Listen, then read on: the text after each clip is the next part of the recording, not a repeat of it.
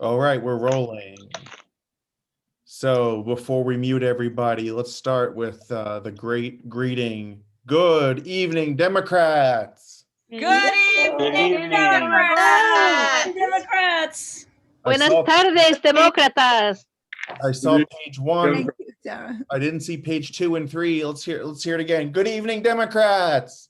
Good evening, Democrats. Okay. Tardes, demócratas. I checked every page. Everybody was doing it that time, so that's good.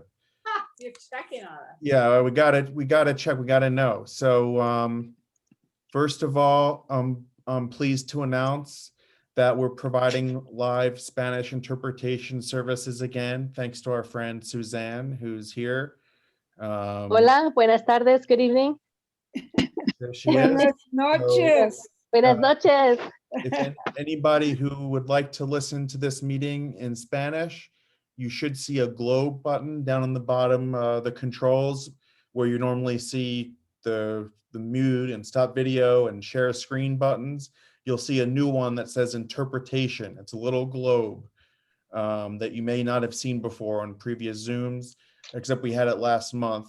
If you click on that, then you're able to click down to there. Popped up. There it is. So now everybody should be able to click on Spanish, or actually, I think I had to click on English last time, but either way, you click down there on the globe and you'll be able to listen to the whole meeting in Espanol. I don't see it at all. Either. It should be, there should be a globe down there at the bottom. Oh, yeah. Where you see, where you normally see react. On mine, it's a blue hand that says Spanish in. Oh, okay. So it's different on different. Oh, okay, here it is. Yeah, right, okay. Mine's an orange hand. Well, you never know what color the hand is going to be. Okay, so Really good. You can adjust it to any color you want.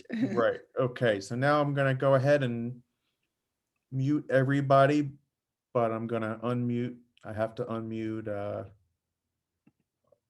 our interpreter first. There she is. Okay, great. We're grateful. We hope this leads to more accessibility for people in our community. And we're going to try to continue this as much as we can for future meetings. A few announcements before we get started with the program tonight. First of all, we've been talking about it for months. We finally have the results of the ADEM election. I'm going to share the results right now. And this is for AD 50, of course. Here's our winners. So Jack, this is a shout out to Jackie Pepper who made this graphic. But you can see we had 4 members of the progressive slate that was endorsed by the club who won. We had 10 members of the grassroots slate who won, and some of them are on the line here tonight, I noticed.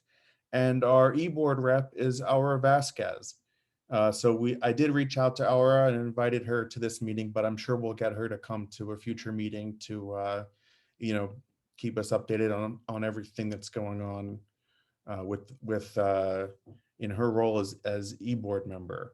So congratulations to all the winners. 4 of them were endorsed by this club.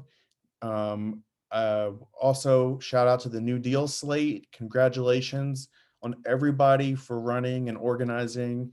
This is not an easy thing to do if you've never done it before. And congratulations to everybody, whether you won or not, because it's a very grueling process. And lastly, on this topic, I'm not going to run down the entire list, but I'm also pleased to share that a lot of the progressive slate candidates who we endorsed who did not win have been able to secure a delegate position through appointment or through the county committee. So very exciting, good news for everybody. And now that we know who the delegates are going to be, the next order of business for the delegates is deciding who is going to lead our state party, which is one of the key decisions made by the delegates at the convention coming up in April. You know, we pass resolutions, we set the party platform. we endorse candidates, but one of the key things that we really have a say in is who the leadership team is of the state party. So just as much as the delegates are a part of the party, so too are the Democratic clubs. And that's why our next meeting will be on March 10th, earlier than usual in the month. We usually meet at the end of the month. We moved it up because we wanted to have this forum for all the CDP officer positions. That's California Democratic Party. Everybody who's running for office as one of the officers of the party will be here to ask us for our endorsement. And that forum will be moderated by our very own VP of Political Action, Dami Paturo. So we're looking forward to having that opportunity to hear from all the candidates. And we have confirmed all of the following guests for March 10th. Rusty Hicks and Delane Easton, who are running for chair of the party. Jenny Bach and Betty Yee, who are running for the female vice chair. Daraka Larmore Hall and David Campos, who are running for male vice chair. Melahat Rafai and Diana Love, who are running for secretary, and Norma Alcaca running for controller. There's a few more candidates we're still reaching out to try to confirm. The point is, we're going to bring all the candidates to you, and this membership will have the opportunity to endorse for each of these positions. And as president of this club, and now as the elected delegate from AD 50, I look forward to voting for all the candidates that we as a club endorse on March 10th when I go to the state convention. And I'm sure that a lot of the other delegates will also be carefully looking to see who we endorse. So next month, March 10th, we'll be talking about the state party, but this meeting today is all about the local activism that we can do right here as part of this club. In a few minutes, I'll turn the meeting over to Senator Ben Allen to chair our annual board election. But I want to make sure everyone is clear that the executive board is only one way that you can get more active and involved with this club. Everybody knows about the West Side Democratic headquarters. We talked about all that all through the election season. But now that there's not any imminent election right in front of us, and don't get me wrong, we've got stuff going on at the headquarters too. But after the board election, we're going to be hearing from two of our new and active committees, the Legislative Committee and the Diversity and Inclusion Committee. And you're going to hear more about those two committees tonight, but just to make sure everyone knows, we also have a Political Action Committee, a Fundraising Committee, a Programs Committee, and a Bylaws Committee. And you never know when another committee is going to be formed. So if you're interested in getting involved in other ways, those are all great ways you can get involved. Just reach out to somebody on the board of the club and we'll point you in the right direction. And that kind of involvement in these committees is typically how we recruit new members to join our executive board when there's a vacancy.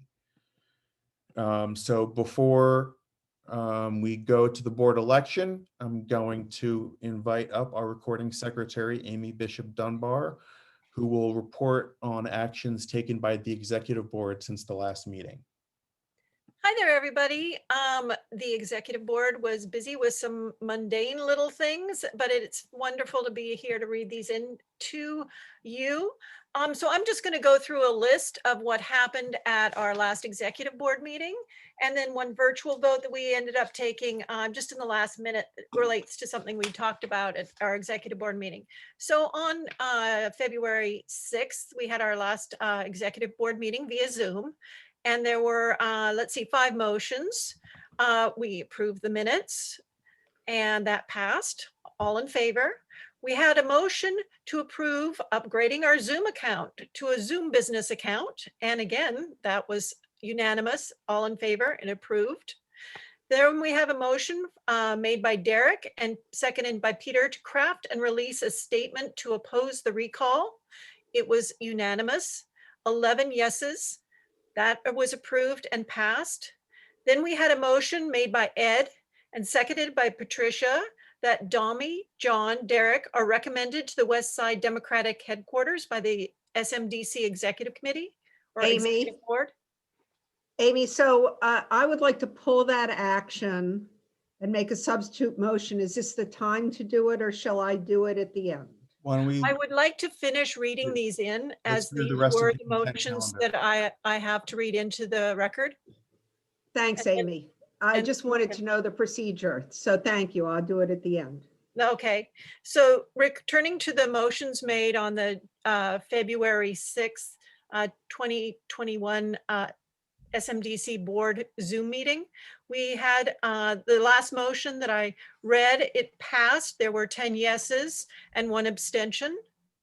The last motion of this meeting was made by Amy and Dami seconded to hire an interpreter for the next meeting. Again, that was all in favor. 10 yeses and 1 person was not present, had to leave the meeting. So that was the motions of February 6th, SMDC Executive Board Zoom meeting. That is from this particular time period. Is this where I would request, think John, do we there's have a one more- motion to accept these? And then there'll be one more think motion that was made virtually. let's add the one virtual motion, and then we'll move all of those. Fabulous. Okay. So then we had on February 16th, a virtual motion by Peter and seconded by Michael that we would pay a one-time annual subscription for our business Zoom account. And there were 11 yeses. That is the full board at this time. It was approved and passed. So that represents what I've read in as the motions and virtual motions made by the Santa Monica Democratic Board Executive Committee. Thank you, Amy. And I just want to clarify on one item before we go to Sue's point, which is that on that last point, we upgraded our Zoom account to the business account so that we can do the interpretation and other higher end Zoom services. And we think that's going to be really beneficial for the next year to enhance the virtual process. So that's the explanation of that last one. But Sue, you wanted to make a comment? Yeah, I would like to pull, and I think it was item number 5, but it might have been item number 4, the item with respect to the appointment to the HQ. And I would like to make a substitute motion that the representatives of the of this club to the West Side HQ will be John, Dami, and Erica Leslie. And the I'm sorry, is somebody saying something? I'm sorry, Sue, I cut you off to say that I second your motion. Oh, well, thanks, except I'm not quite done yet, right? And that there will be a new DNC contingent to the West Side HQ that will consist of Derek, Susie, Carolyn, and more. Because we do have a fair amount of DNC representation from this district and from the West Side. So thank you all, and that would be my substitute motion. Second, Great. So the motion was made by Sue and seconded by Patricia, and I'm going to call on you, Derek, in just a second. I just want to make one point of clarification, which is that this club doesn't have jurisdiction to tell the West Side Democratic headquarters about other clubs and who can represent them on that. But we can advise Derek, who seems to be nodding along, that he'll work that out with the other DNC members. But so let me go to Derek now.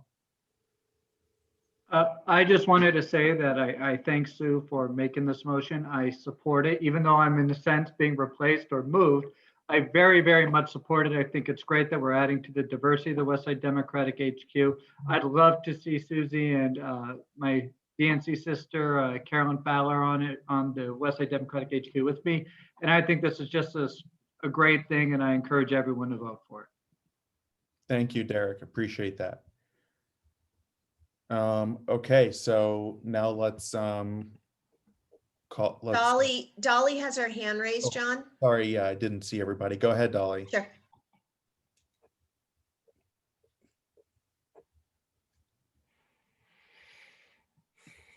Dolly, you're on mute. Dolly, you have to unmute.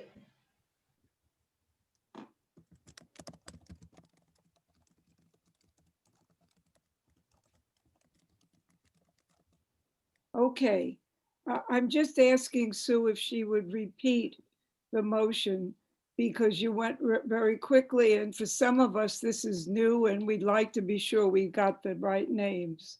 Okay, so the names of the representatives to the West Side HQ from the Santa Monica Dem Club will be John Katz, Dami Paturo, and Erica Leslie. Okay, Yes, thank you. thank you. Okay, so is there any discussion on this, or should we move to a vote? And also, we should note that this is a substitute motion that's part of the now larger consent calendar, so it's actually a vote on all of the items that Amy read off.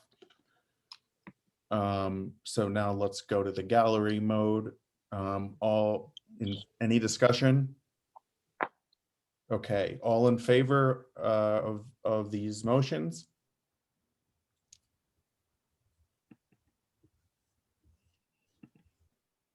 Okay, and all who oppose?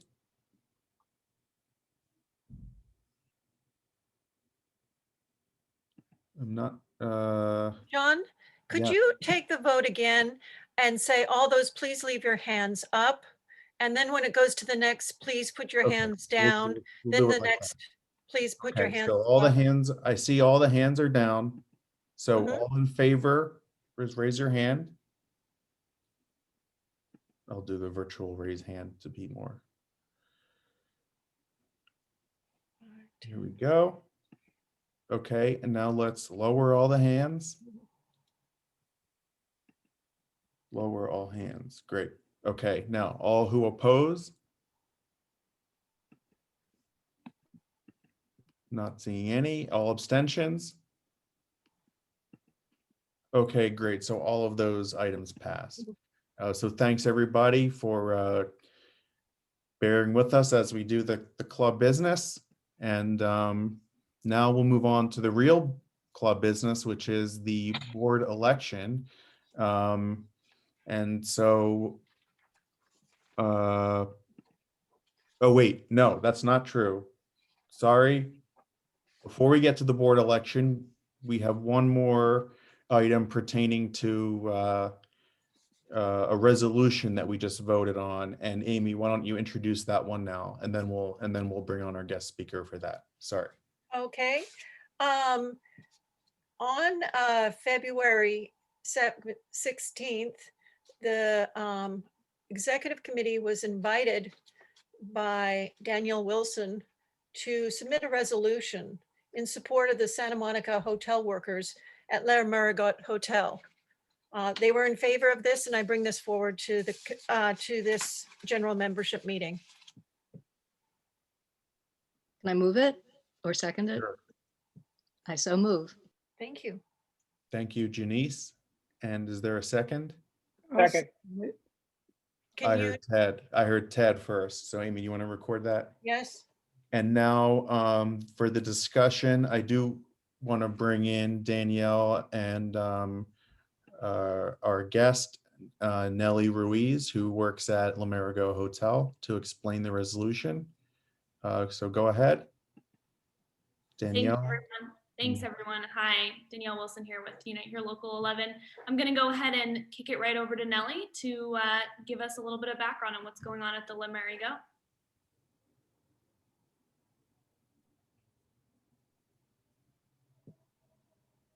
All right. Hello?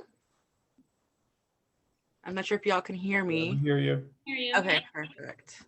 So hi, my name is Nellie Ruiz, and I was a room attendant at Le Marigot for 2 years. I started back in 2016. And just to give y'all a little bit of a background about our fight, we started back in 2016, where we actually fought for several months and went through a rigorous anti-union campaign on behalf of the hotel. And ultimately, in spite of all that, in spite of all the captive audience meetings and intimidation and write-ups, on November 15, 2016, we actually won our union. That was 5 years ago. And there's still, just so you guys know, there's still no contract with the company. back in 2018, 10 of my coworkers and I decided that we needed to be brave, and we filed wage theft claims with the DLSC against Amerigo. It was back in 2018. We are alleging, the fact that we weren't able to take our breaks that we're entitled to by law. And also my coworkers and I have not been compensated for all of our work that we complete for the hotel. And that was 3 years ago that we filed. And I'm happy to say that now we actually have been given a date for our hearing.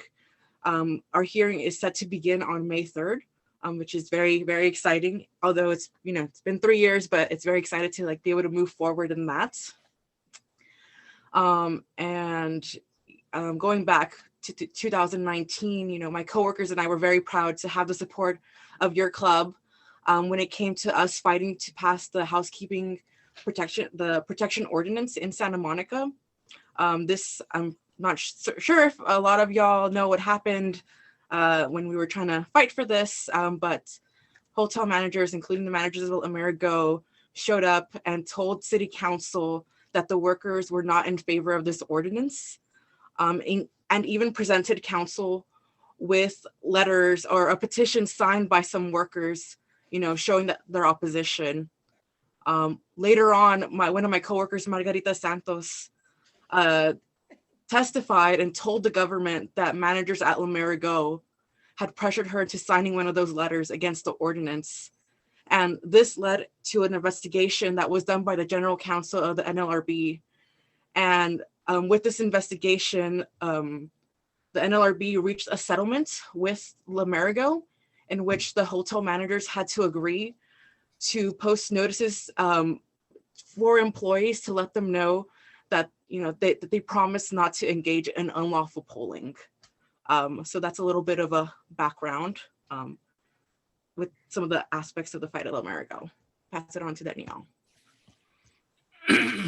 So, the lesson in this, of course, is that if we're not watching, these kinds of bad actors do not follow the laws. Nellie and her coworkers, 11 women, have been waiting for over 3 years for their day in court on these wage claims with the state government. And so this club has always stood by workers, and so we're here tonight to ask you all to stand with us by passing this resolution. We also have gotten a little bit of news coverage, and we'd like to ask everyone to help in sharing that, because it is the best thing you can do for workers right now, is to make sure that they are visible, that their stories are visible. So I'm going to post those links in the chat. Thank you all for your support. Thank you, Danielle and Nellie, for sharing your story. We really appreciate it, and we really like to know what's going on in our community. I just shared the text of the resolution. Hopefully everybody is seeing that here. And the final ask at the end is, and sorry, I just scrolled, but we'll post it in the chat. But the final resolve is calling on the corporation to immediately abide by the law, orders from the NLRB, and to not engage in future actions that would be counter to such laws, and also to not accept any offer to remain in the capacity to manage the operation after it's sold. You can see here. So we'll share that in the comments. It looks like Danielle maybe already did, but I'll post our version of it, the Santa Monica Dem Club version of it, in the comments there.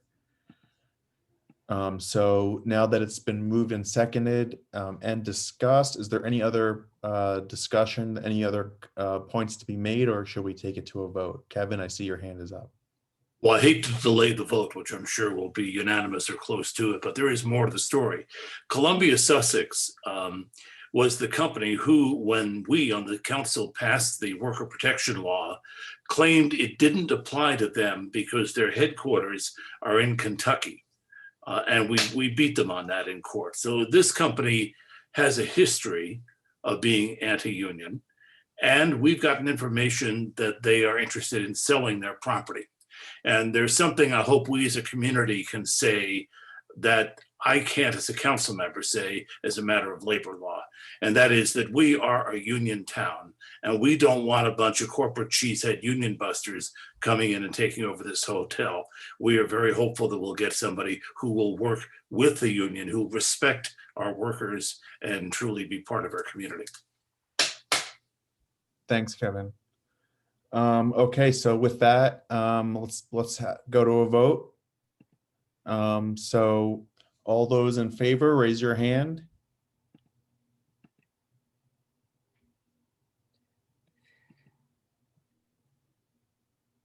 John, do you Okay. want people to use yellow hands or real life hands? And since so many people aren't visible, should we do the yellow hands? Will that be easier to Well, count? if someone's not visible and wants to vote, they can use the reaction. If someone is visible and doesn't know how to do the raise hand function, they can just raise their hand and we'll take a look at it. And if we have to do a hand count, we'll do it the hand count. But Use whatever color hand you have, but don't let us Democrats catch you red-handed. this is a good point. Okay, so let's lower all the hands. I'm gonna lower all hands. Still somehow those hands still went up. Okay, lower all of them. Okay, now anybody who opposes the resolution, raise your hand. Okay, not seeing any. And any abstentions? Okay, not seeing any. So that's a unanimous pass. Congratulations. We'll post this resolution on our website and share it with media to make sure everyone knows what our position is here. So thanks so much to Danielle and Nellie for coming to us with this. We really appreciate it, and we're glad to be on the side with you guys. Okay, so now it's finally time to go to our board election, and we're so pleased to be joined by Senator Ben Allen, a veteran of this board, who's going to be our chair going to chair the meeting, chair the election as we conduct this annual election. So without further ado, my good friend, Senator Ben Allen. Hey everybody, it's so good to see everyone, and it's actually in a weird way, it's obviously we'd all like to be there together in person, but we know that I'm sure not everyone would be there. We're able to have friends from all over the place who are able to log in, so it's just so great to see so many friends on this Zoom. I am here all by myself in the state capitol, and so I miss everybody. Anyway, so I've been called in to convene the executive board election for the club. And so let's go through a little bit of business. We'll do some votes. We'll count the votes, and then I guess we're going to hear from our legislative committee, talk a little shop about legislation. But let's do some business to get started. So I believe that a quorum has been established, and if anyone wants to raise any objections to any of the assertions that I'm going to make, please feel free to. But I do believe that a quorum has been established, and so that means that the decisions of the body will be final. So this year, as I'm sure many of you know, the executive board has elected not to nominate candidates for each position. Oftentimes, the board comes up with a slate that is then approved, and that has not happened in this case. So we're going to take nominations for every position from the floor in accordance with the bylaws. I printed up the bylaws. I read them last night, and I marked them up a little bit. So there's a particular section that relates to officer elections. So if people have a copy, you can. We're going to be working off of Article 6 of our club's bylaws. So first, we're gonna go through every position and take nominations. And so if whoever is nominated has given consent to run and is a member in good standing, then they can be considered for the position. Now, if there's only one nomination for the position, we'll then move to accept by a voice vote. Obviously, as I say, we can accept objections to any one of these decisions. If any offices, of course, are contested, then we can hold those votes until the end and then allow each candidate 2 minutes to present their case, followed by a secret ballot vote. Now, the first officer of the club is the president, and I do believe so. Our incumbent is John Katz. It is my understanding that he has declared his intention to seek another term. and he's just given us the thumbs up, you know, if he's nominated. So so we will certainly accept a nomination for John if anyone is out there, and then accept any other nominations if there's any further nominations for president. So I see Ted. I will nominate John Katz for president of the club for another term. Thank you so much, Ted. Okay, and I see Patricia's hand is up. You're seconding. Okay, I got you. Seconding. Thank you. Are there any other nominations? I'm looking through the video.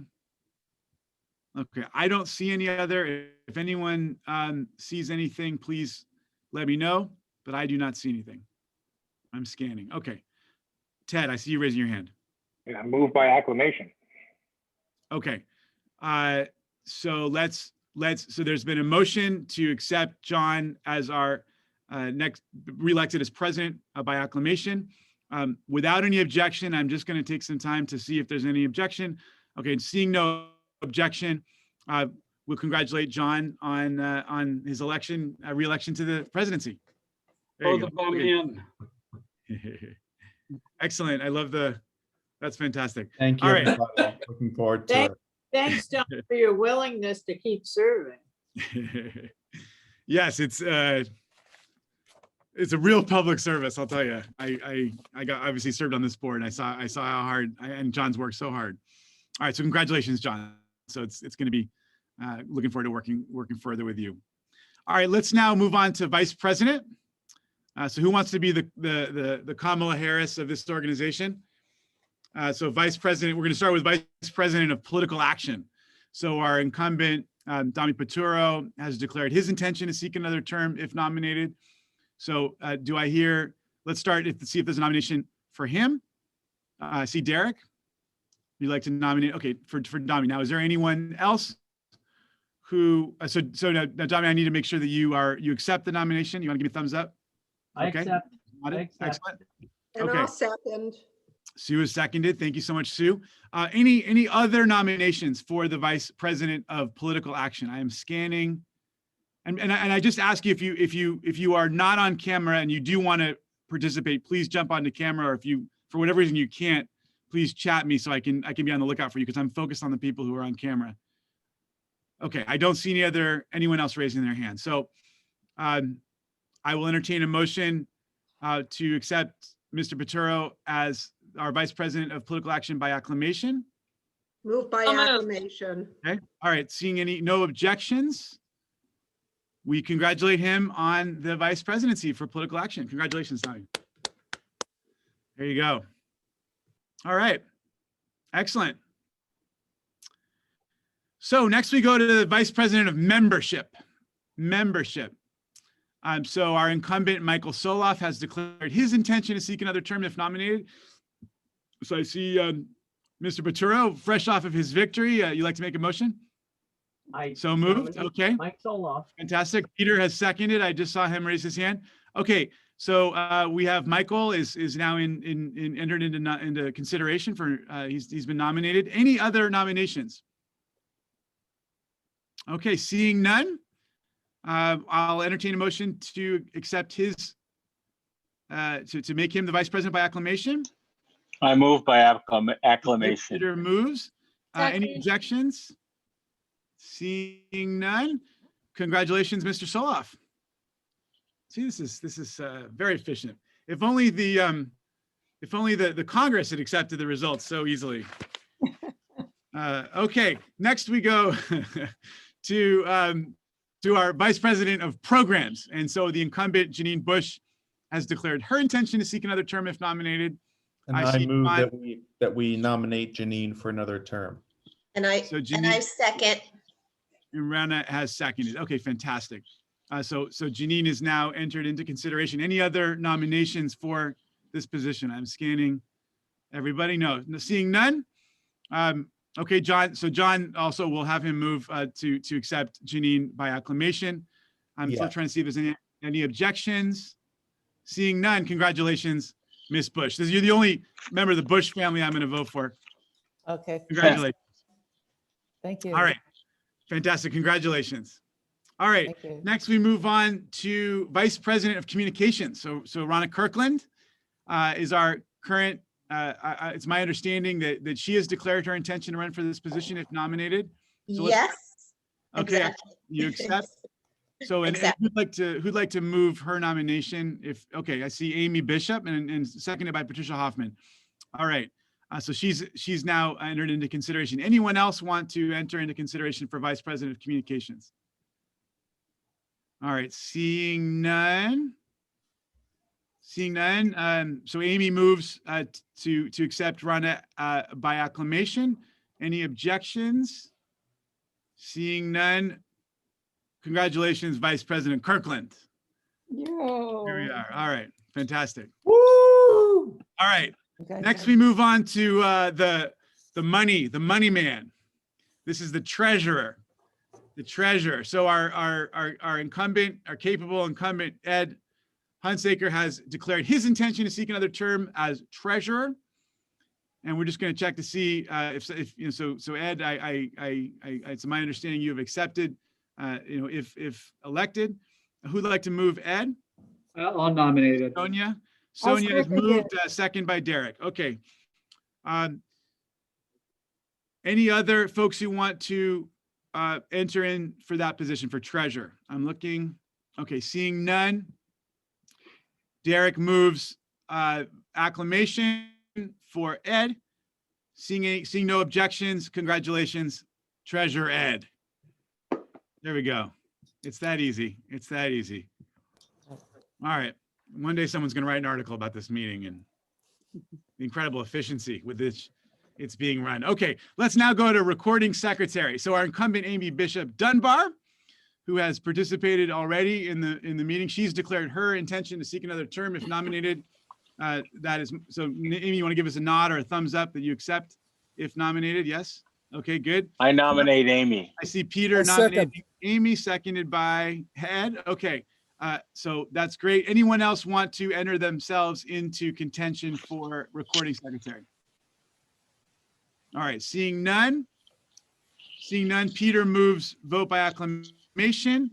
Any objections? Seeing none, congratulations, Amy. Our once and continuing recording secretary. Fantastic, congratulations. All right, so those are the specific positions. Next, we move on to our at-large board positions. We've got 5 at-large board positions to fill. Now, I know we have 5 incumbents who have declared their intention to seek another term if nominated. So they are Barbie Appelquist, Peter Bradley, Derek Devermont, Patricia Hoffman, and Dolores Sloan Dolly. So let's hear if there are any nominations. So let's so please raise your hand if you'd like to nominate any of those folks. Mr. Paturo. I nominate all of them. You nominate all 5. Okay. And I second. Okay, in 2 seconds. So this is, just to remind folks, this is the 5 at-large positions: Barbie Appelquist, Peter Bradley, Derek Devermont, Patricia Hoffman, and Dolores Sloan. Okay, so they have all been nominated. Anyone else want to throw their hat in the mix for the at-large, any one of the at-large positions? Move to acclamation. Okay, so it's been moved. Acclamation, I think that was Ms. Fowler. That was Mr. Fowler. Okay, fantastic. Thank you. Good to see you, DNC member. Good to see you. Thank you for keeping our party strong. And okay, so I'm any objections? Any objections? Seeing none, we want to offer our congratulations to our 5 at-large board members: Barbie, Peter, Derek, Patricia, and Dolores. Congratulations, all y'all. Excellent.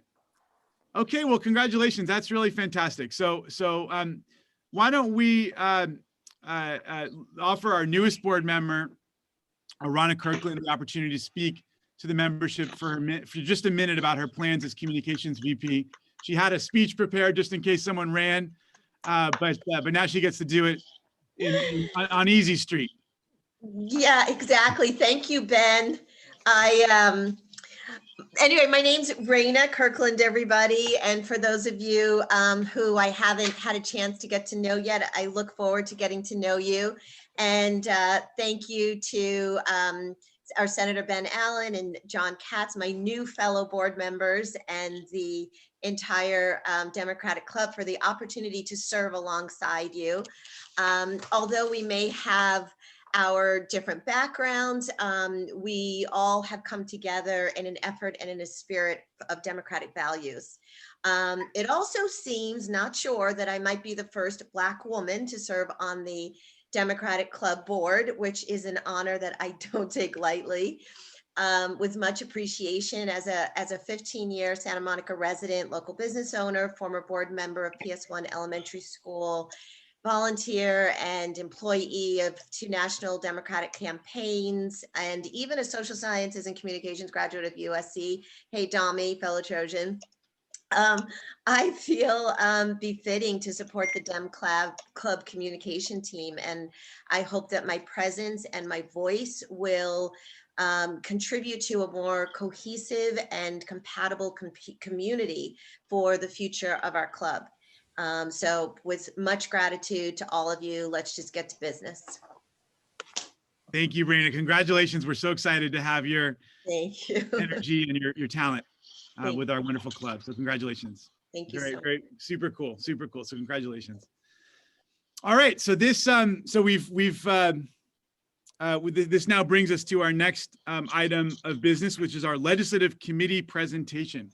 And then I know we're gonna have a little bit of a wrap session together on that. So let's turn over to our Leg Committee.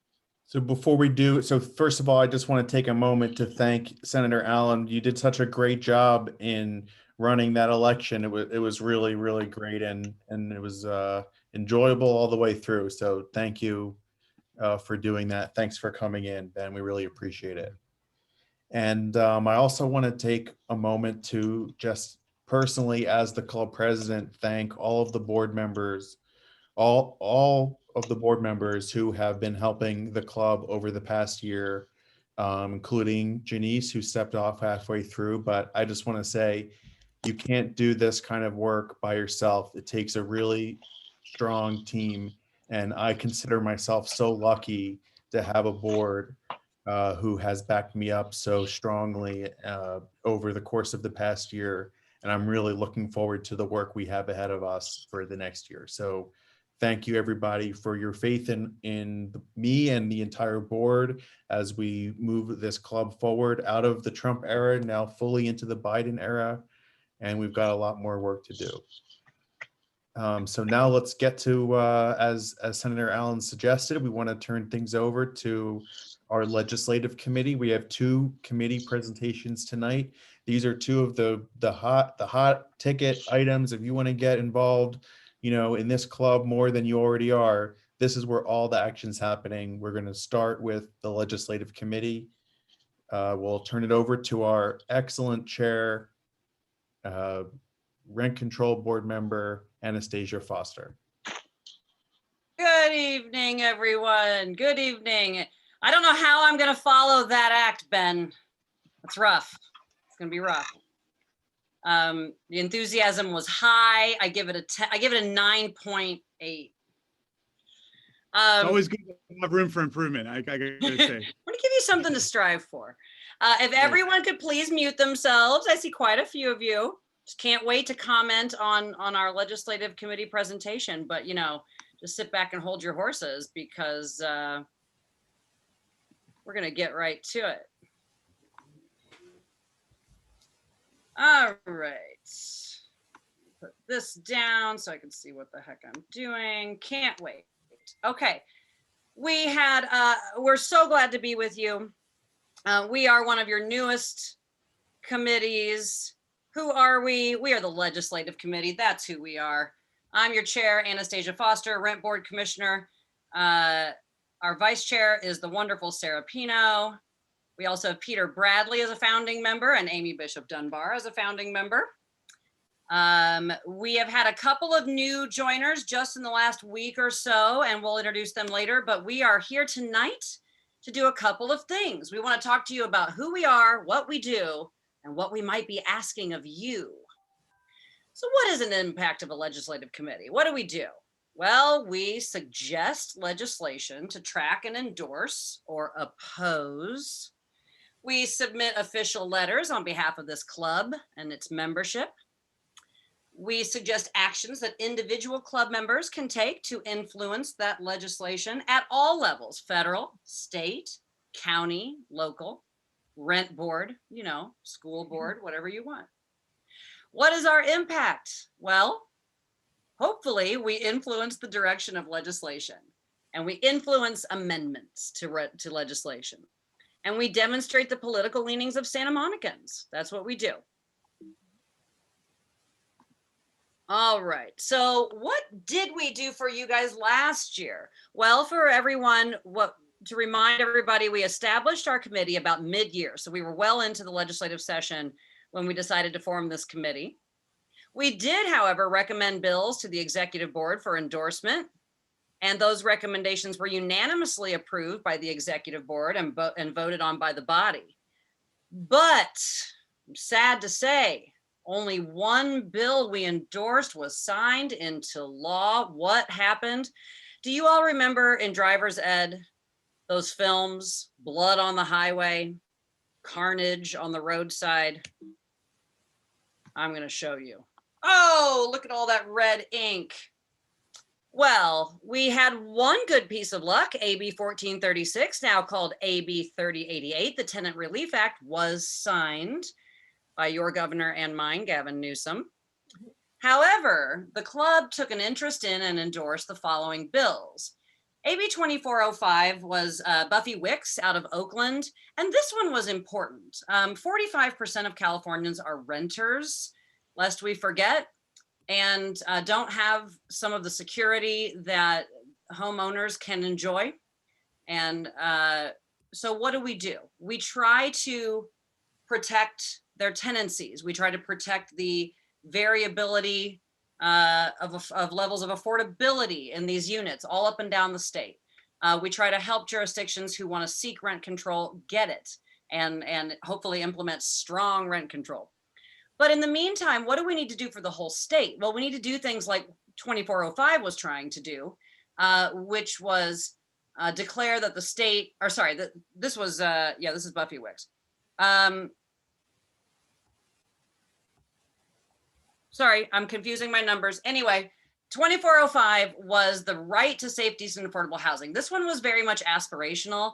And that's what Newsom said in his veto letter, was that, hey guys, that sounds nice and everything, but there's no money involved. There's nothing else, you know, you're not really pointing to anything substantial. And, you know, it didn't feel so good, but he vetoed it. 2406 was very interesting. It was a rental registry. This bill is dead. It was killed twice in 2 years in committee. I'm not saying who the chair was, but oh wait, I wrote it down. This would have allowed us to identify corporate landlords who sometimes through LLC constructions avoid detection by code enforcement, by rent boards, by individual tenants and their attorneys, and by organizations who want to maybe work with them on policy. This was killed twice, and Buffy Wicks is swearing to bring it back, and we hope she will. AB 3216, unemployment, rehiring and retention. This was also vetoed. All that work to get through 2 houses, only to be vetoed. And in just a few moments, we'll have a friend of ours tell us a little bit more about that. And finally, AB 3352, the state housing law for enforcement response to complaints, also dead on the side of the road, killed in the Senate Housing Committee by our friend Scott. Again, these were all things that would help tenants and workers both. And we didn't make it. So do we still have our friend Danielle Wilson with us? And Danielle, would you unmute yourself for a moment and just give us ever so briefly the update on what's going on with 3216? Yeah, absolutely. So thanks for your support last time around, everyone. This one passed through both houses of the legislature, and Senator Allen was very helpful. As you see, unfortunately, it was vetoed by the governor, and things are not getting any better, and we need protections like this now to make sure that workers get their jobs back and are not merely replaced by younger, cheaper labor, which is exactly what the industry intends on doing. So we are bringing it back. We are kicking it off. This Friday, actually, we're going to have a press conference down in San Diego with Lorena Gonzalez, and we are going to try to do this one more time. Thank you. So what do we want you guys to do? We want you to help us out. Here's another one that we'll just briefly touch on because, again, 45% of Californians are renters and 70% of Santa Monicans are renters. So that's why even if you're not a renter, it's very likely that your friends, your teachers, your firefighters probably are.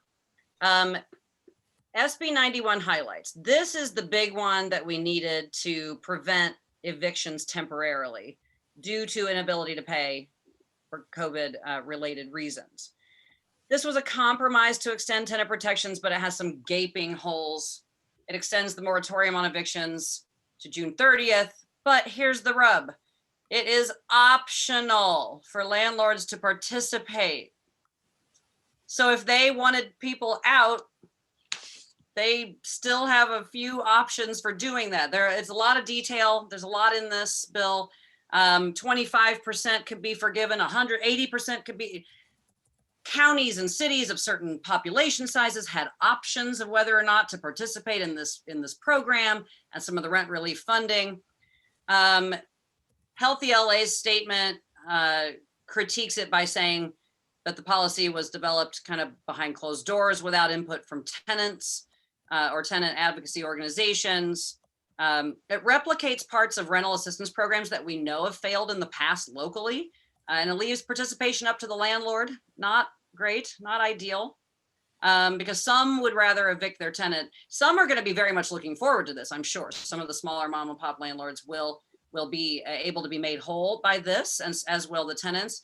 But it doesn't, there's no actual anti-displacement guarantees built in. I mean, landlords could ostensibly take the money and then still evict them for non-payment of rent after July 1st, for instance. It was necessary to rescue tenants from January 31st deadline to now July 1st, but we're gonna have to do something more. And I know we're depending on Biden and his folks to come through, and we sure hope they do. So I just had to pick on SB 91 there for a little bit. So legislative committee, our little call to action for everybody is this: we want some folks to join our committee. So what will we ask you to be doing?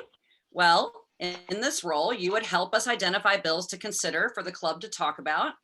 You would collaborate with committee members to recommend positions on these bills.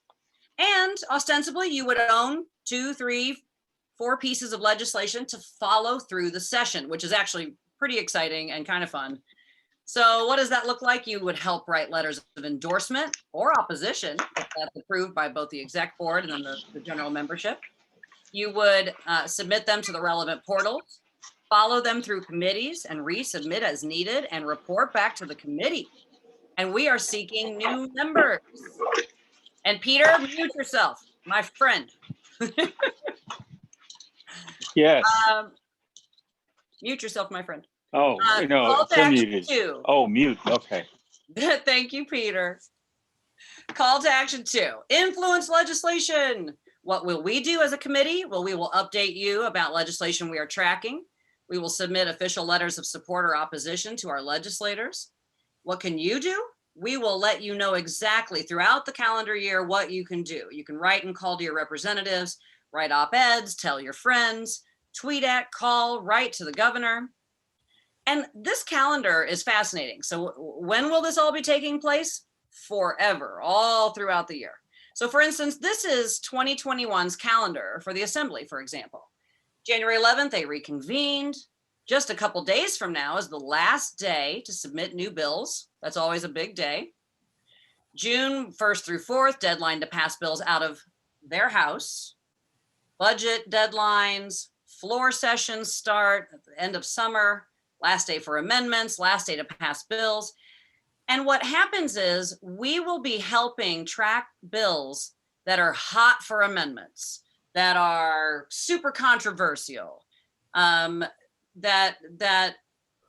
are being acted upon by your elected representatives at all level of government. If they're on a committee, you know, and it's something we've endorsed or we're following, we'll let you know.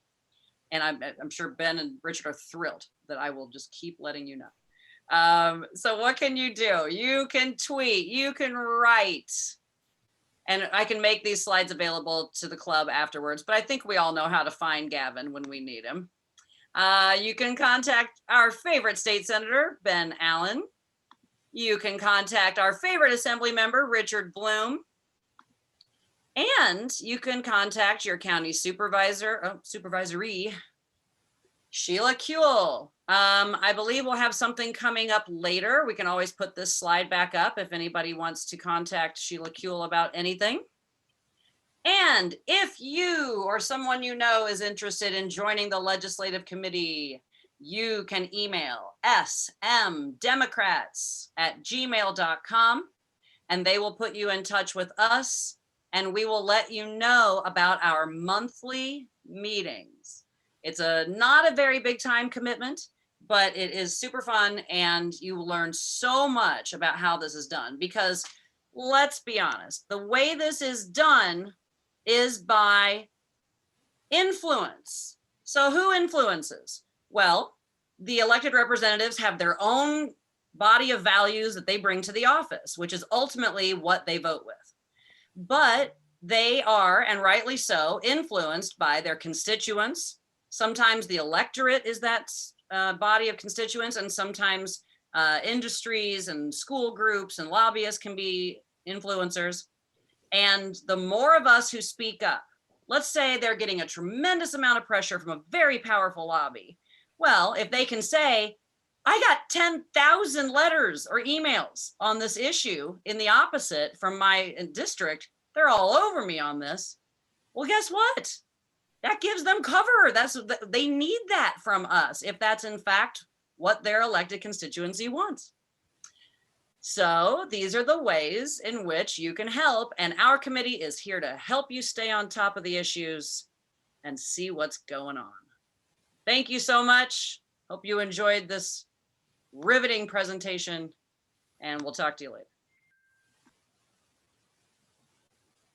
All right, well done. It was riveting. It was very good. I'm excited to have some more folks participating and paying attention and engaged. So that's great. Patricia, I see you raise your hand. Yes, I would like to call to everyone's attention a piece of legislation that was introduced yesterday by Richard Bloom. John is going to try and put this very long sentence or very short paragraph into the chat or up on for people to see. But it's taken from life, and this bill would make it's AB 721, introduced yesterday by Richard Bloom.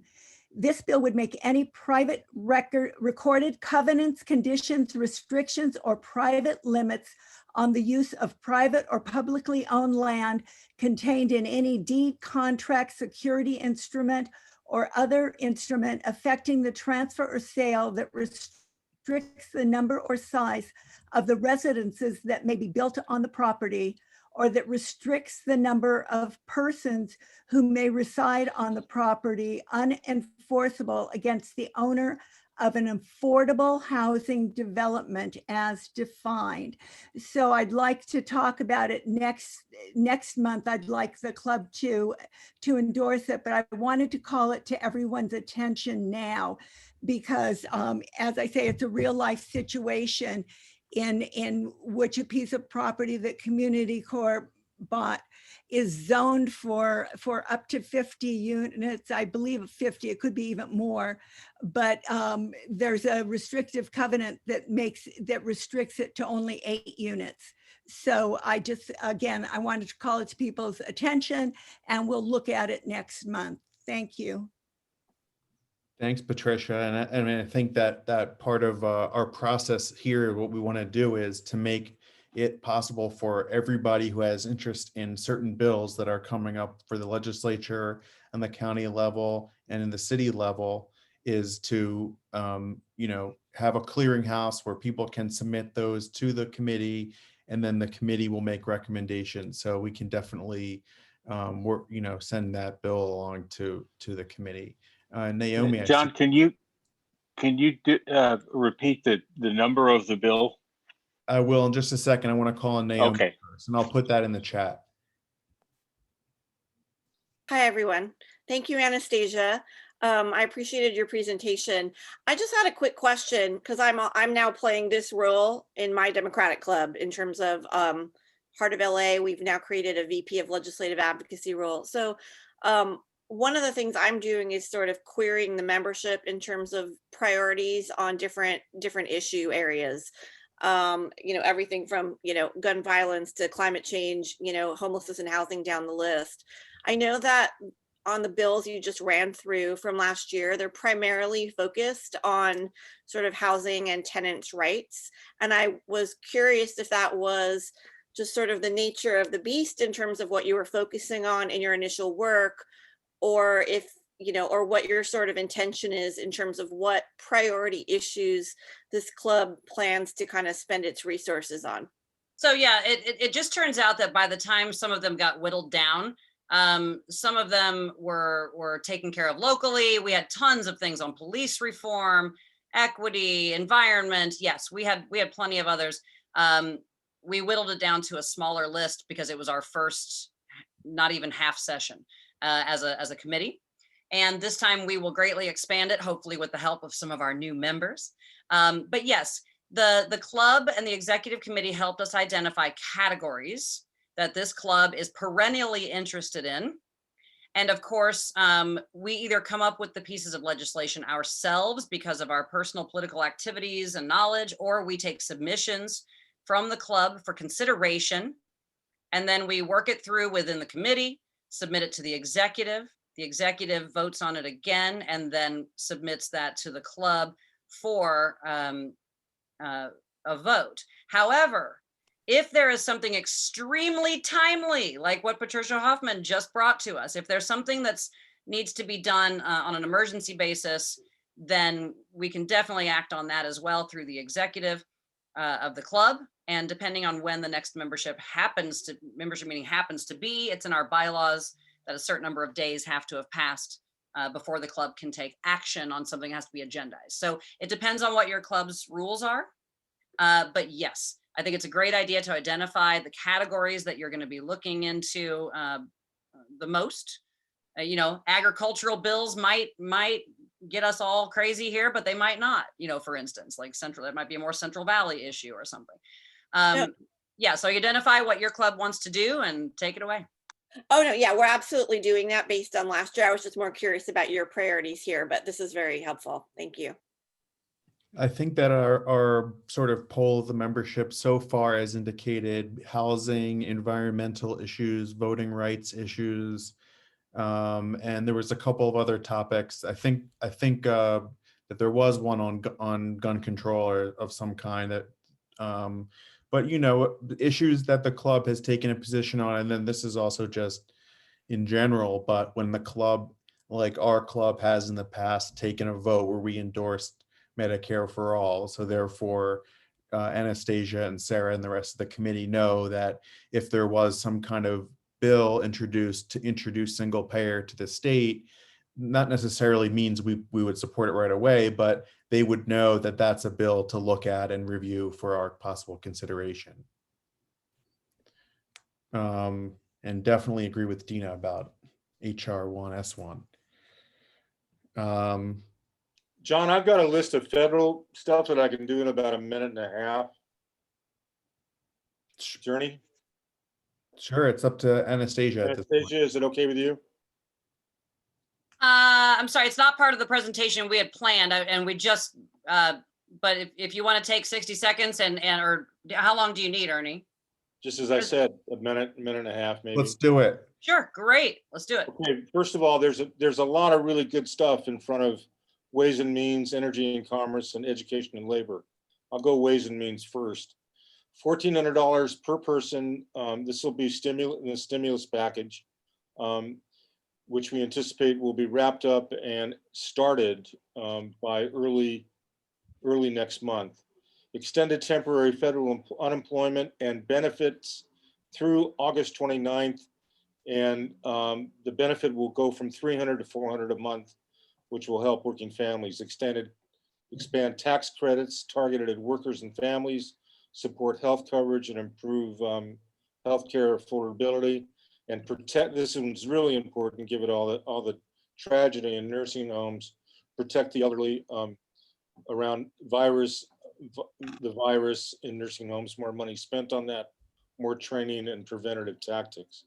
$14 billion for vaccines, $46 billion for testing, contact tracing, 7.6 to hire 100,000 full-time public health workers for COVID-19, $25 billion to address health disparities, $4 billion for behavioral and mental health services, $5 billion to help struggling families pay their energy and water bills, $7.6 billion to expand internet connectivity for students and teachers without internet access. So this, it's anticipated it's going to fly through the House, and it will anticipate that they'll need the 51st vote from the Vice President when it goes over to the Senate. But it's an exciting package, and that's because we got some great Democrats in charge. Thank you. Thanks, Ernie. Yay, thanks, Ernie. A new member of the SMDC Legislative Committee, and we welcome him. Thank you, Ernie. Thank you. All right, so I think, John, you guys wanted me to just give a little chat about what I'm seeing on my side, on the legislative side, and then we can, have more discussion. And then I know also Barry is going to be giving a presentation afterwards as well. So anyhow, Anastasia did a great job. I mean, I think, obviously there's a number of really big issues that we're dealing with right now. Things have gotten very intense in state government, as you can imagine, with all of the issues associated with COVID and the fallout, assisting renters, mom and pop landlords, and all the challenges and the balance associated with that's been debated. Reopening schools as safely as possible, of course, has been an enormously controversial and difficult issue. We're nearing a negotiated deal on that. Small business assistance, economic recovery, vaccine distribution. So there have been a number of really tough issues. And I think obviously the governor is suddenly got he's already had a lot of urgency on these issues, but they've gotten a lot more urgent as the recall gets more and more likely to qualify. So Anastasia alluded to SB 91. This is something that the governor signed. I think it does bear repeating. It extends tenant eviction and homeowner protections under AB 3088 until June 30th, June 30th this year. It creates a program in partnership with federal, state, and local governments to provide rental assistance to tenants and landlords to address unpaid rental debt. Quite frankly, it didn't go as far as many of us hoped, but at the very least, it extended the moratorium, and it created a kind of a funding mechanism that is really going to help lots of different people. But I certainly had hoped that it would be more robust. The LA Times actually did a really great editorial about that. If you want some more information, we can post that. Obviously, the vaccine rollout process has been enormously difficult.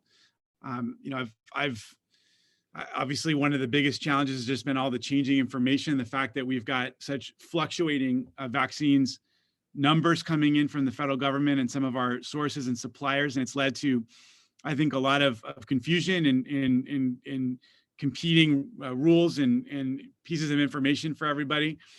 I've been just as frustrated because in some respects, as individual legislators, we have so little power over the process, and yet we get a lot of the incoming frustration from people to our offices as we try to struggle with all of the latest directives coming down, both from the governor's office, from the federal government, and of course from our county as well. So just a couple pieces of information that I want to share with you all. I know those of you who are following this all closely know this, but I think I want to make sure that everybody understands that the state has now shifted to this centralized system of vaccine distribution that's overseen by Blue Shield as of this month. And this, at least should speed and streamline the vaccine distribution efforts. They're planning on significantly ramping up distribution. They're looking to vaccinate upwards of 3 million people per week by March 1st. And the idea is that by April 30th, they'll be vaccinating 4 million people per week. So we really, the ramp up will be significant, and hopefully, soon we will all get ourselves vaccinated. Now, of course, healthcare workers, those over the age of 65, folks who are living or working in a long-term care or skilled nursing facility are eligible to receive the vaccine in LA County as of March 1st. People working in a high-risk setting such as education or healthcare, childcare, emergency services, food, agriculture, they're going to be eligible to receive the vaccine. So that's all happening in real time, and hopefully within the month of March, everybody who's in at least those categories will who want a vaccine will be able to be vaccinated in the county of Los Angeles, and then obviously we'll start getting to everybody else.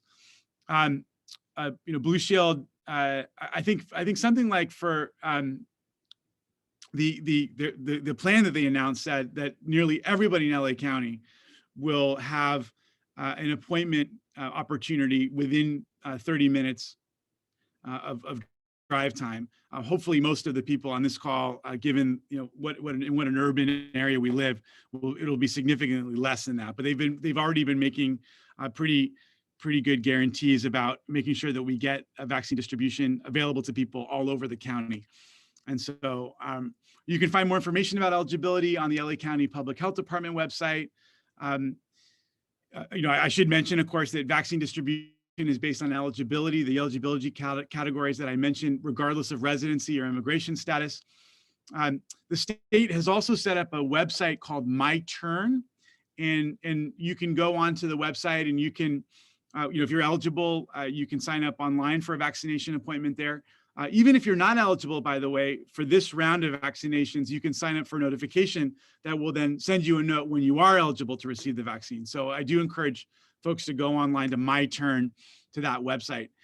In addition, you can go to vaccinatelAcounty.com, vaccinatelAcounty.com. You can book an appointment there. You can also call the number, it's 833-540-0473, 833-540-0473 for assistance if you want to use the phone as well. And by the way, just to remind everybody, vaccinations and the administration are free. The other thing I wanted to talk about that's really been difficult, and it's certainly been an enormous challenge for the governor, is the unemployment insurance system, EDD. EDD has been moving excruciatingly slowly. People are rightfully frustrated. I'm certainly frustrated. I got to tell you, my staff, our staff time has been basically handed over to EDD casework because of, and I got to tell you the stories, and I've talked to my staff all the time about this. Sometimes I take a call or two. There's some tragic stories out there of people who are really struggling. And while we've been able to solve a lot of people's problems, and there's a lot of people who actually have had a relatively smooth experience with unemployment insurance, there's a portion of recipients that have really run into trouble. And from my perspective, just the hurt and the pain that I've seen from my own constituents, my feeling is that the failures that have happened over there have just been inexcusable. And of course, this is an executive branch. It's not something that the legislature has direct jurisdiction over, but we do. We certainly, it's our job to advocate on your behalf and try to use all of our resources and connections to ensure that the cases continue to be processed. We're meeting regularly with the governor's office, asking for updates, answers on EDD's progress and their process of working through cases. I was just on a call with our own pro tem, who then went and talked to the governor directly about trying to up the access that we get from the liaisons, for our staff to work through cases for our constituents. Now, there are a couple of interesting bills that are on their way. I know our Leg Committee might want to take a look at these bills. They're basically looking to try to prevent future occurrences of the massive fraud that we saw, and then of course the subsequent freezes on individuals' accounts.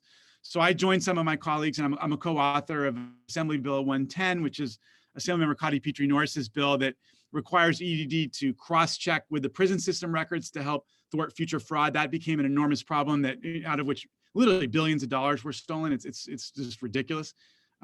Maybe not billions as a result of that particular problem, but certainly in the hundreds of millions, if not more. And then just a couple of weeks ago, a group of assembly members got together to announce a number of bills that aim to reform EDD. So what are the issues? Providing claimants with an option to receive benefits via direct deposit. That would certainly make things a lot easier for people. Creating an oversight advisory board to review the agency. Providing language support as necessary to claimants, because we know a lot of folks need that. Creating an office of the claimant advocate, which is tasked with protection of a claimant's rights and seeking benefits. There's another bill that prevents individuals from getting locked out of their unemployment benefits, as of course is a problem we've seen.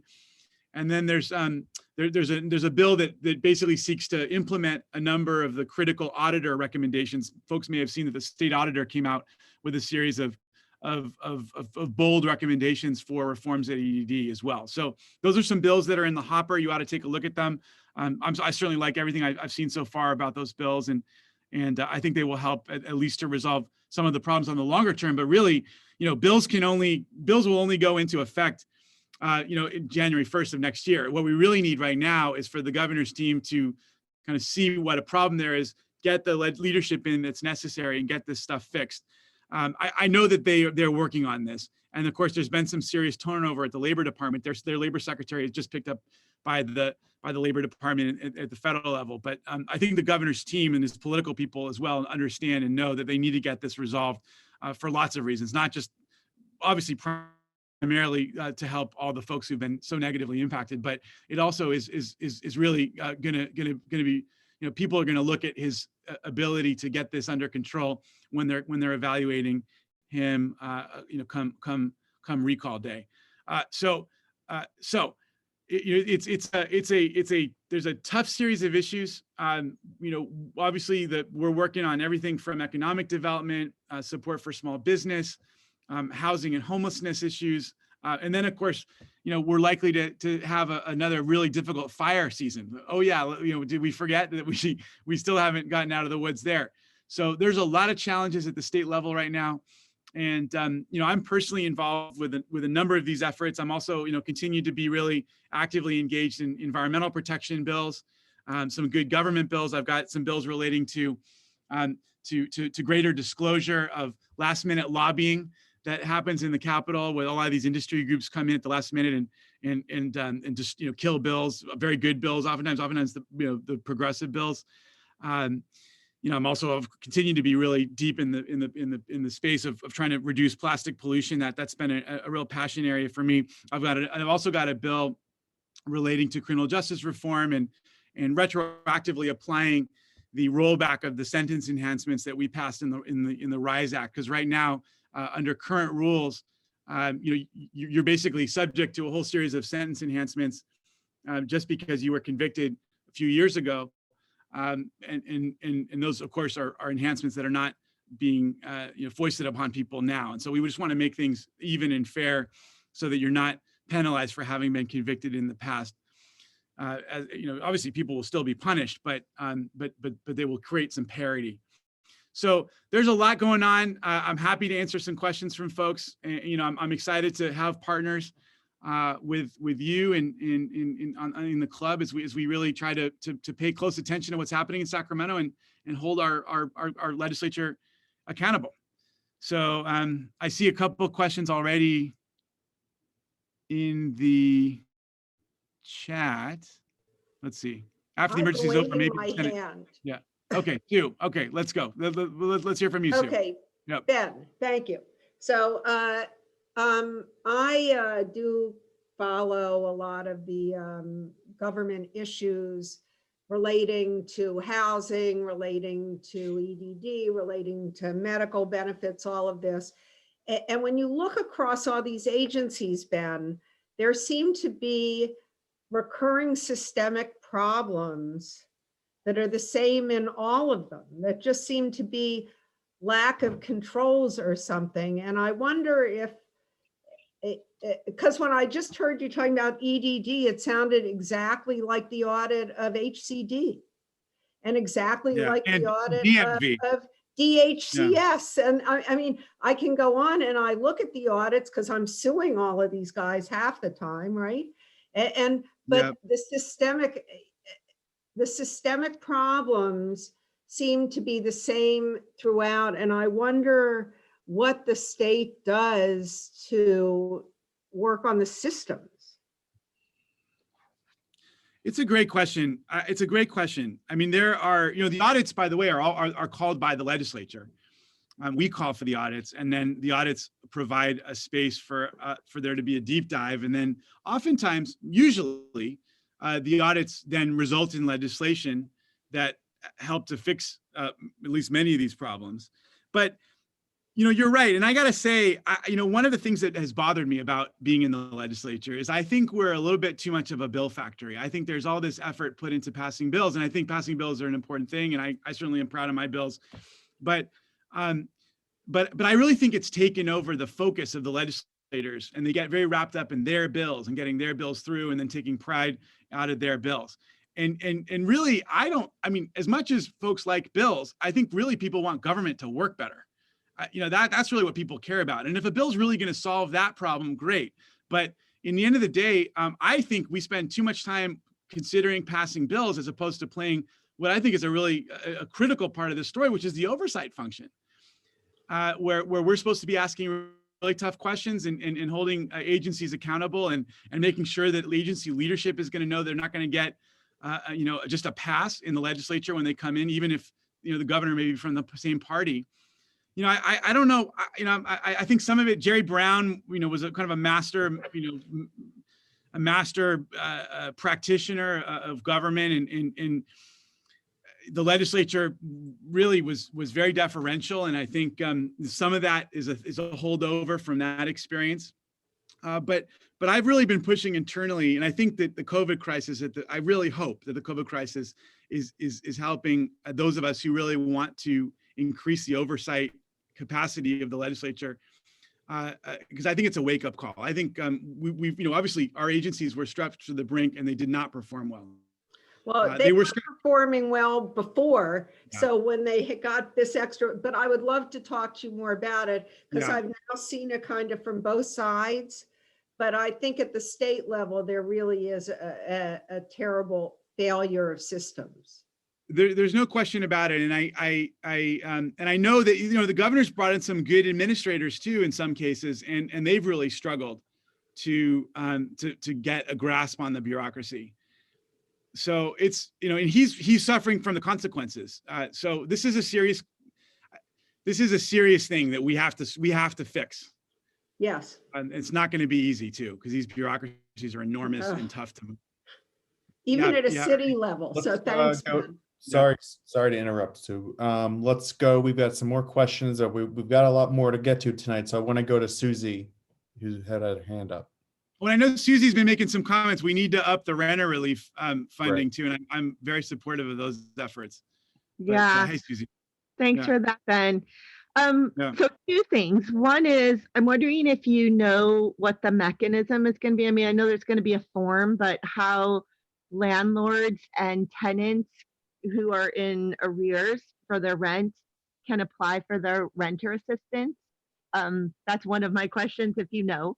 I'm guessing that you may have looked into it for your own constituents. And then two, what do we need to do for these housing build pieces of legislation that keep coming out of the Senate and don't have any mandate for extremely low income, very low income, or low income folks, and definitely not homeless housing.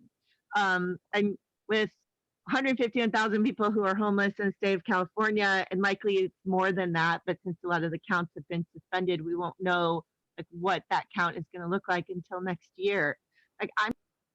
These bills seem to always start in the Senate, and I'm just wondering, what is the thinking of your fellow senators on these housing build pieces of legislation that don't include extremely low income folks who desperately need it? Yeah. Yeah, let me start. Well, my best understanding of the first one is that there is a form, and I think Shannon posted in the chat a website there that folks can go to with all the resources associated with the bill. But certainly if you're, Susie, you know how to reach me, and if anyone's having trouble getting the paperwork to assist tenants who need to fill out the forms to get the assistance under SB 91, please be in contact with our office, and we will absolutely help people work their way through that process. But it shouldn't be that difficult. I mean, I literally shouldn't be that difficult, but I've learned not to make any common sense assumptions after the experience of the last year. So we will certainly absolutely devote ourselves to helping people who are struggling through that. As to your second question, I think what's happening is that you're getting there's a lot going on in this space, obviously, and I think Scott Wiener, my friend and colleague, is someone who very firmly believes that we simply have we just don't have enough housing in general in the state, and that a part of the problem is the fact that local communities stand in the way of housing development for a variety of reasons. The political factors and the politics of local communities are such that it's too difficult for many local communities to pass to approve projects. And I think he just feels as though we need to unleash the barriers associated with housing development at all levels, and that as you get more housing online for everybody, it will have a positive impact for everybody. He also, now I will say Scott does support funding for low-income housing, rental relief. I think he supports a lot of the progressive, homeless assistance type work that I know you support as well, Susie. So he's not on the wrong side of any of that stuff at all. But he believes that when you put, I know this from personal experience because I was in a bit of a little bit of a tension point battle with him. He just believes that when you put too much affordability requirements on these projects, it just doesn't pencil out for folks. And in the end of the day, he just feels as though we just need to build more housing. And so he's reluctant to agree to higher affordability thresholds in bills as they make their way through. And he happens to be the housing chair. And so all these bills go through his committee. So that's what's going on. I think he just feels as though, he's supportive of a lot of the same stuff that you and I are supportive of with regards to renter assistance and homeless assistance and providing funding for homeless housing and very low income housing. However, he also doesn't feel that he should be, in his words, saddling the other housing bills with aggressive affordability requirements. And he sees, he says, you can walk and chew gum at the same time, that we should be doing both. We should be just building more housing at every level of the socioeconomic spectrum, while we also are putting resources into lower income housing in particular. Thank you, Ben. So I see a few other hands are up. I really apologize, but we do have some more stuff to get to. So I want to thank Senator Allen for coming and for speaking to us about these issues. Of course, I'm sure he'd be happy to take some more questions in the chat or something if you've got them. Please don't hesitate to reach out to our office. We're really, this is hard times right now for everybody. And it's, my staff has been working really hard to try to make sure that we're being responsive to everybody. And so I welcome this partnership. I'm looking forward to working with all of you. And, it's up to all of us to make this great California progressive experiment work. And so let's do it together. Thank you, Senator Allen. Appreciate it. We're glad to have you here.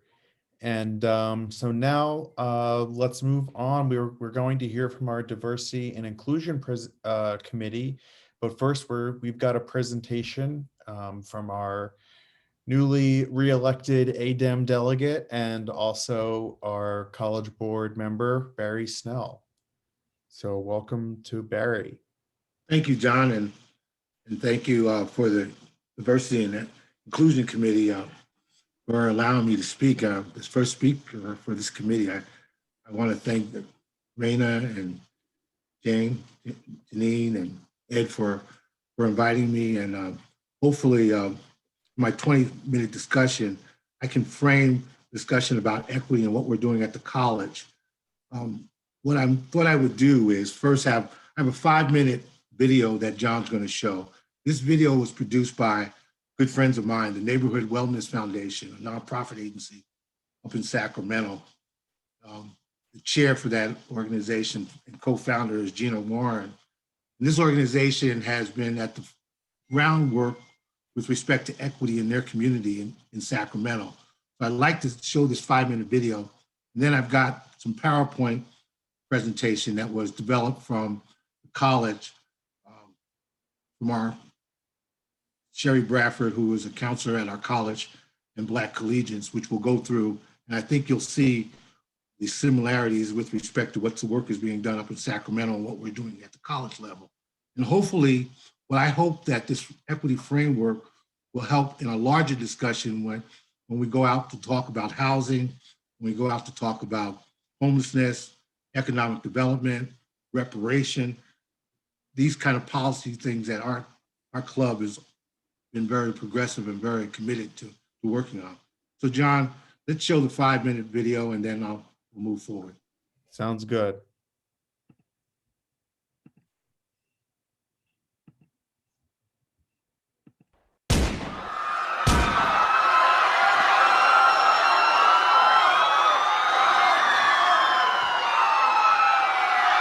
What do you think it's like for us kids to live the way we are forced to live?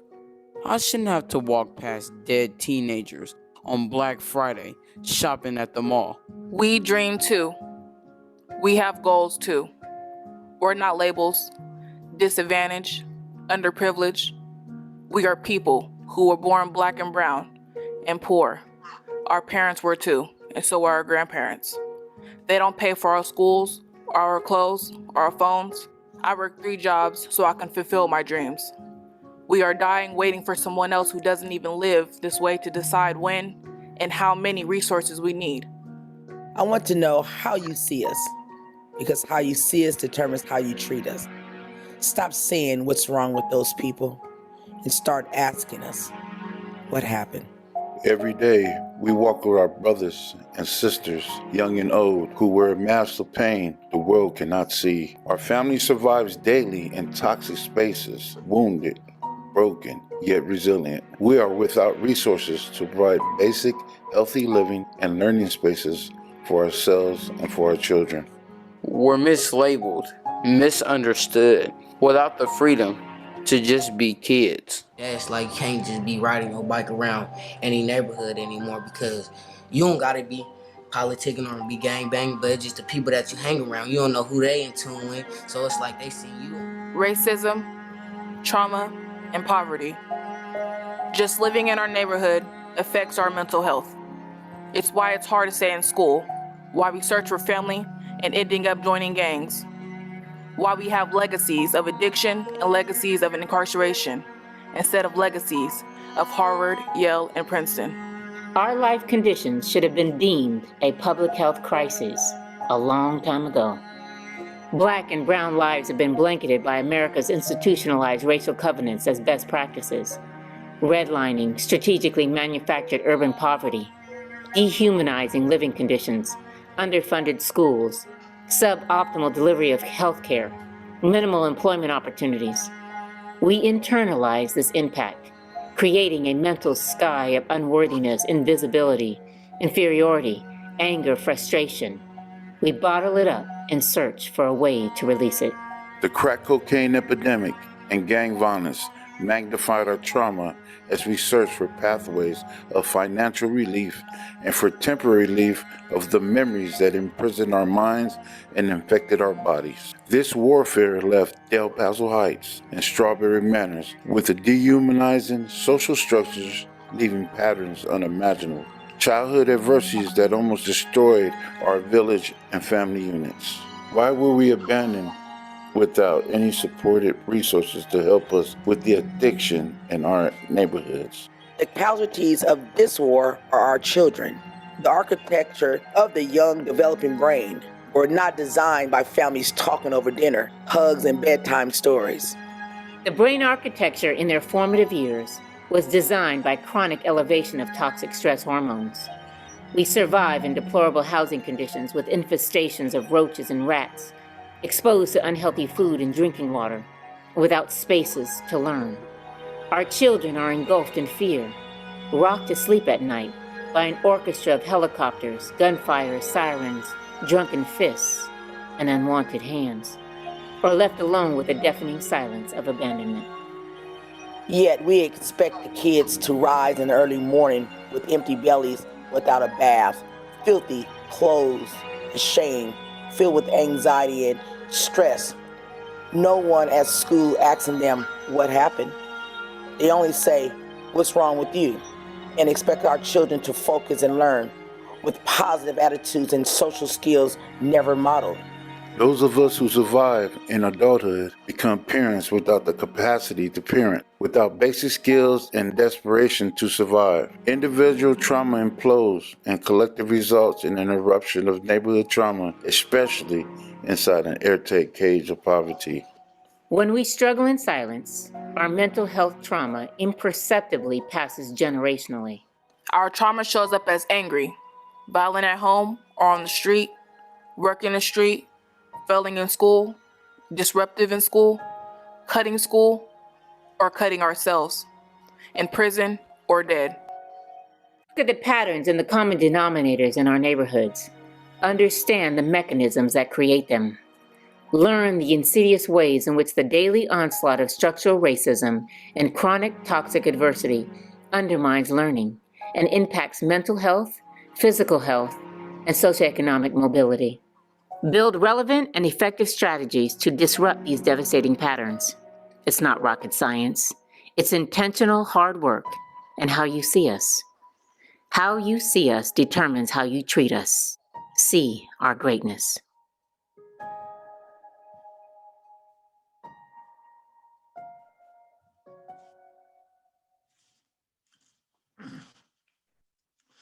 Thank you, John. I don't know how that video made you feel, but the first time I saw it, I was quite emotional. And it can't help but not be emotional about it. What we're trying to do at Santa Monica College is exactly that, trying to meet the students where they're at. I'm going to go through a video slides show now with John, talking about, just in general, the framework that SMC has with their equity framework. What I believe is that this framework is a framework that we as a club should indoctrinate with every kind of policy we deal with, whether it's housing, homelessness, economic development. This one is particularly with education. However, the framework can be fitted with any kind of activity that we're doing as a club. So the first slide, John. SMC's equity framework is categorized around 4 significant items. As you can see, I'm not going to read it, but the equity vision statement is there, that's been established, and also the equity mission statement. Next slide. The 4 frameworks means authentic communication, communicating honestly about issues, cultural humility, centering others' values and beliefs, and giving honor and respect to those values and beliefs. That's what you heard in that video.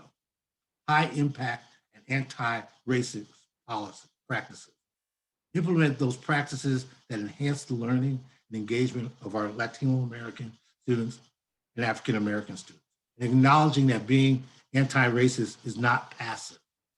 And then finally, culturally responsive facilitation and change management, identifying who is best to facilitate the disclosure, and about best practices for Black Latino students. ID the hidden biases within our own institution. Next slide.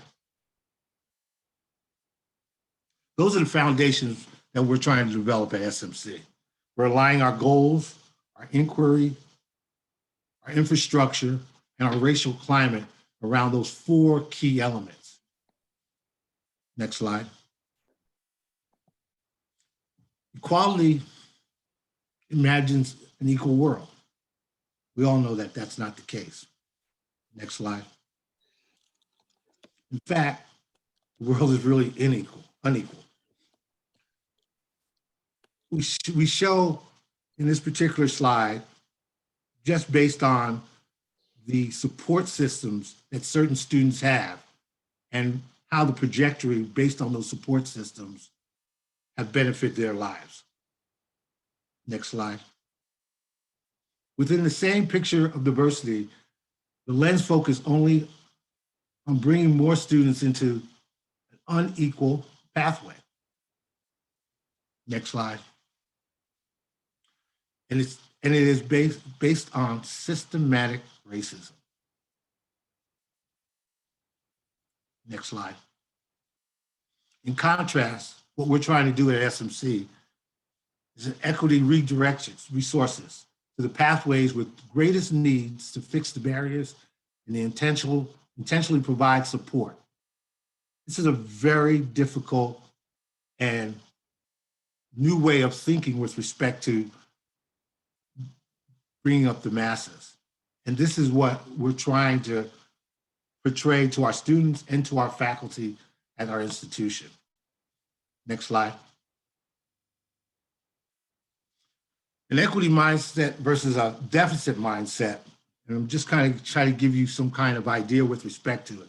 A deficit mindset spotlights qualities that students lack of knowledge and they should have and what they should have. Whereas an equity mindset focuses on the institution, our own policy and practices and structure. Once again, a deficit mindset are students responsible for addressing inquiries for their own outcomes. As we saw from the video, that would be difficult for an African-American student that grew up in this kind of environment. However, an equity mindset, institutions is responsible for addressing the inquiries of the students' outcomes. And then finally, a deficit mindset. Students are to blame for unequal outcomes. They should have tried harder. They should have put more effort into the work. No, the institution needs to meet the students where they're at. This is what we're trying to develop at SMC. Next slide. Now this slide, I know you can't see everything completely on it. However, the chart is oversimplified. The data used is just for illustration purposes and it doesn't represent categories at SMC presently. However, what we're showing is, and if you could see the slide better, we're showing that equity can be achieved while improving the overall success by holding the top harmless and setting more aggressive goals for the lower performing groups. And in this particular slide, it was broken up by African American, Latino, Asian, and white. And we showed where the overall trajectory could meet an average of 60%. And that's where we're trying to have an equity, closing the equity gaps in that type of way. Next slide. Next slide, please.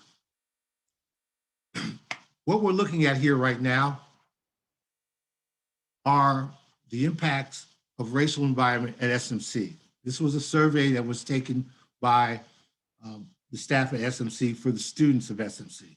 They were asked these questions and it was graphed out by our counselors. As you see, decline in academic performance. And also, I wanted to show you that in this graph, it shows how in each different category, African-American, Latinos have the highest percentage of impact with respect to the racial environment at SMC. This is what we find across, this is not unique to SMC. This is what we find across the nation. And this is what we're hearing. And this is the kind of statistics that we need to see so we can change our practices at the colleges to affect these changes. Next slide. Now, in closing, well, not closing, but with respect to these PowerPoint, some of the thoughts from the Black collegians and some of the students, and I'm sorry that they don't come up on the screen, but I'm gonna just write some, oh, okay, they did. These are some of the thoughts that, based on the survey, came from the students in the program that the Black collegians are involved in, and how the students felt about the program. Makes them feel like a family, makes them feel like they're part of a community that they have value. They like to have gained more family members through these bonds. These are some of the other comments that we received from students. The Black collegians gives them some sense of belonging, makes them feel accepted and hopeful.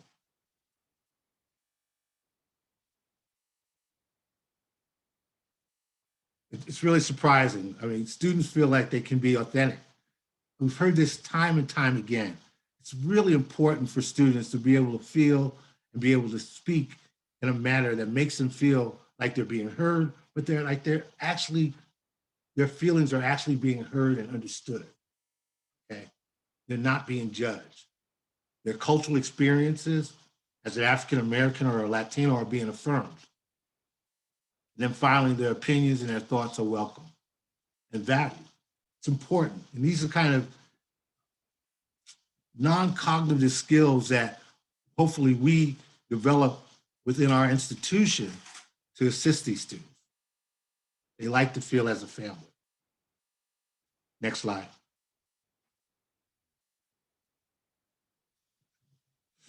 And then in closing, I put this up because I wanted to kind of give you my own personal thoughts and feelings about inclusion and diversity. I moved into Santa Monica 20 years ago as a single parent of 3 children. I came here because I knew that Santa Monica had a public school system that was strong, that my kids would have a safe environment, a healthy environment. And I knew as a single parent that I couldn't afford private schools. Everything that I thought about at that time came to fruition. And the reason I'm showing you this screen is annually I put on a beach party. And part of the reason I put on this beach party is to bring my friends together, but I also like my community members also, and I invite many community members, because it's really a time when, from my perspective, that I'm being able to bring my friends, my families of various diverse groups together to enjoy a day in the sun that we in Santa Monica just sometimes take for granted. In closing, and one of the things I was thinking about as I was thinking about giving this talk this evening, we've been through a lot this year as a city and as a country. On May 25th, our world saw a young man be killed by a police officer. And if you can remember that time, the look in that police officer's eyes would just scare anyone to death. Second, on May 31st, Santa Monica was hit with the reaction of the May 25th. Our downtown was partially destroyed by the anger of all that came about May 25th. But then on January 6th, as I sat and watched, and many of you sat and watched, I saw our country being destroyed by individuals that primarily didn't look like me. And my first thought was, if those were Black and African Americans, Black African Americans and Latinos, they would have been shot. They would have been killed. There would have been an incredible war. But they were able to walk in. They were able to walk in, knock down windows. I have been I've met gang members before. I have never seen that kind of violence and not getting a reaction. And that was our state government. But one thing that gives me hope in our community, we don't talk about it a whole lot, and that's June 1st. Because on June 1st, our community came out, cleaned up our streets, said this is not going to happen in Santa Monica, and they showed how much we cared and loved our community. And for me, that gave me hope. That gave me a new sense of wanting to change what I see is wrong. And that's why I live here. And I think that's why many of you live here. And so tonight, I just want to say in closing, I thank you for allowing me to speak. I look forward to the work that we're going to do with the Black Agenda and the Black Lives Matter, because I believe that the Black Lives Movement is an inclusive movement. As you raise Black lives, you're going to raise everyone's life.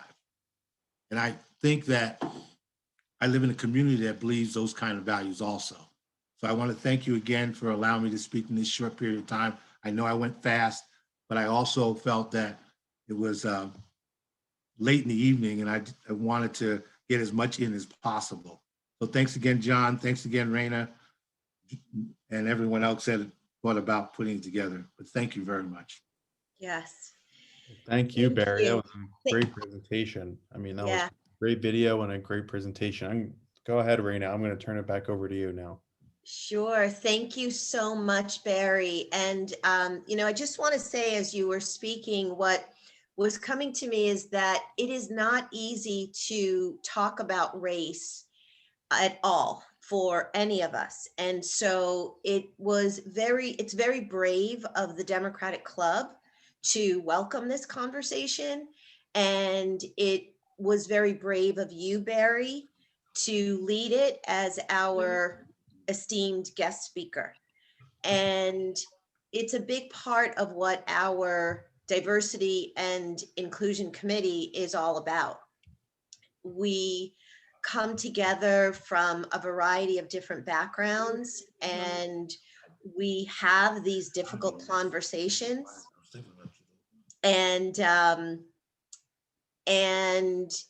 it's extremely helpful, and it's the only way that we can be a better society. And so without further ado, I'm going to begin our presentation of our D&I committee. And Barry, I just want to say before we do, for those who don't know you as a 20-year community active member, and I'm sure most do, aside from the College Board, you also were one of the founders of the Santa Monica Black Agenda, overall family guy and someone who truly loves this city. And thank you for your courage in sharing that video and presentation and enlightening all of us tonight. So it's actually night and we're all getting sleepy here, right? So moving forward, John, whenever you're ready, we will begin our presentation. And then when we are done, we will open up to the floor if anyone has any questions or comments on behalf of Barry's presentation or the presentation you're about to see.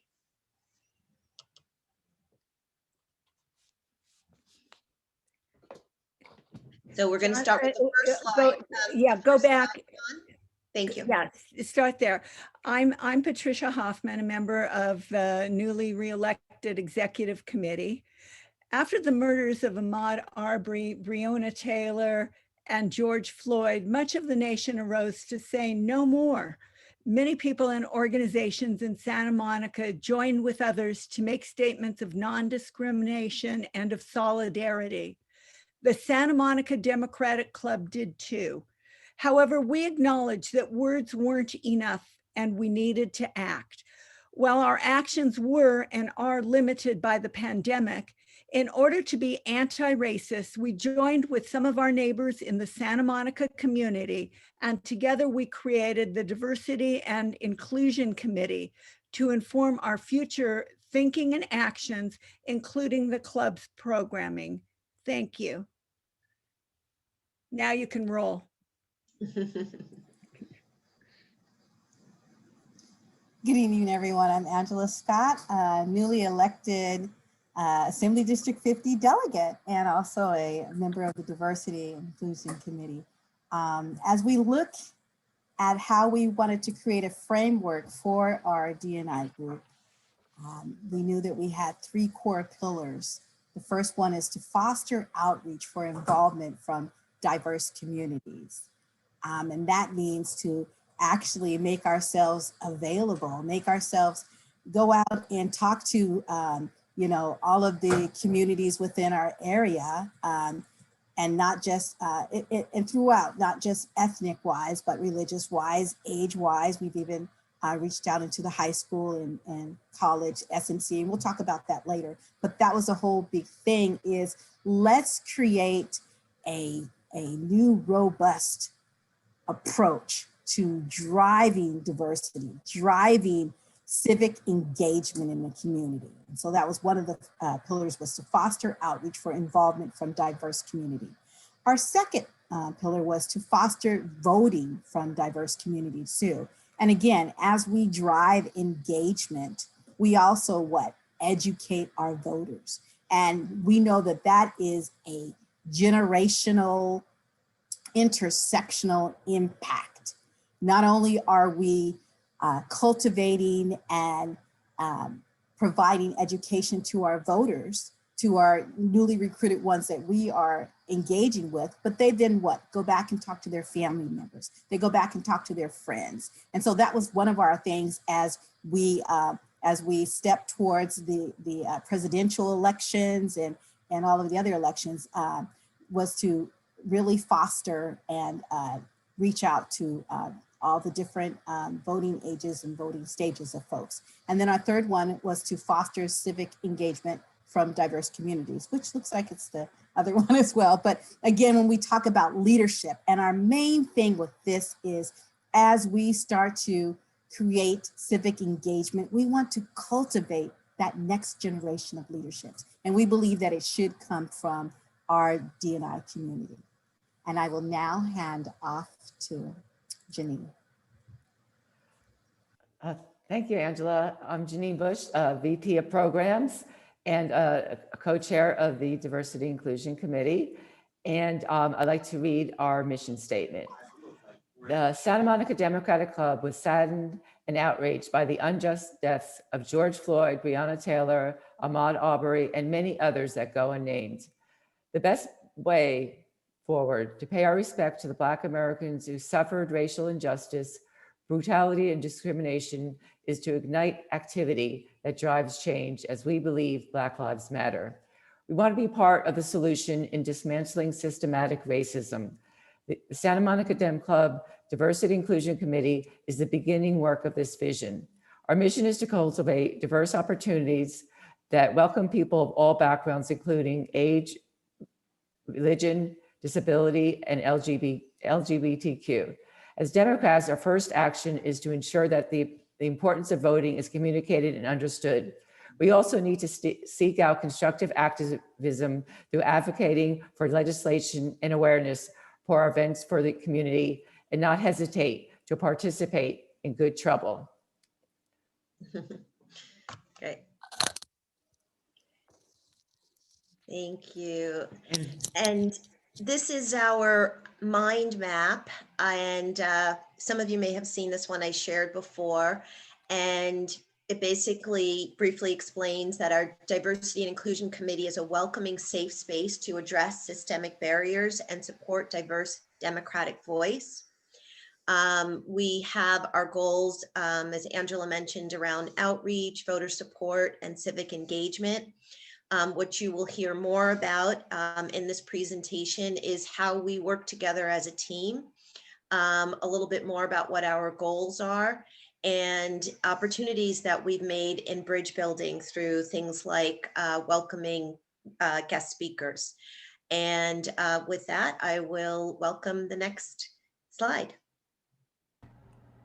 So for one of our several bridge building activities, we decided to invite Teresa Maria Cortez, and she shared her family history from Oaxaca, Mexico, and her position in city politics and issues that matter to reach the Hispanic community. So as a thank you to her, we decided to create a bilingual ballot guide based off the recommendations of the club. And with that, I would like to pass it off to Erica.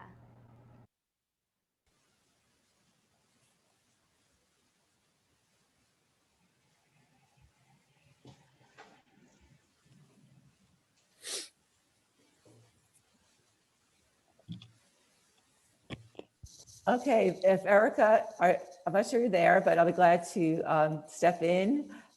We had as part of Erica. Okay. Yes, I'm here. Okay, wasn't sure if you're there. I was going to step in for you. Okay, go for it. As a part of our bridge building for LGBTQ month, we had a guest speaker of Ira Terrell, and he shared the impacts of growing up as a gay Black man and how his single mother helped him get through it, and shared about his worries about specific issues that affected him and the gay community. And as a thank you, we created his LGBTQ Vote for Voting Matters. Thank you. And I think I'm sorry, I can't remember who's right after me.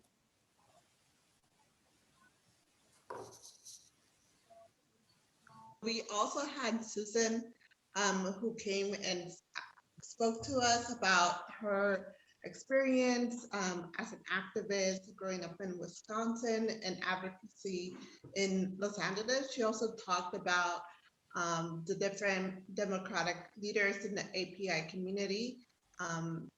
And she also informed us of all the different things that the racism that the API community, the Asian Pacific Islander community is experiencing during these COVID times. And I'm gonna hand it off to Dolly. Good evening. I'm the newly re-elected one of the 5 of the Democratic Club members, board members at large. And it's a great honor for me to be part of this after a lifetime almost of working for equity and seeing it out of grasp. And at the same time as our committee developed its mission and its goals, something else was happening. We were becoming a community, sharing stories from our life experiences relating to our work here, sharing hopes and fears about the specialness of this time that has brought us together and building trust. As I thought about my place in this quilt of diversity, I resolved that I would be quiet and listen instead of talking as I always do. And I heard a lot from my fellow members.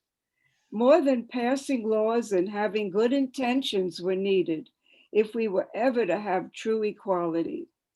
As our committee discussed the meaning of white privilege, I understood for the very first time my own position in that equation, that some live unselfconsciously without fear for their safety in going about their lives, while others need to think through everything, how to negotiate going to the grocery store or having one's car in a neighborhood where you don't belong.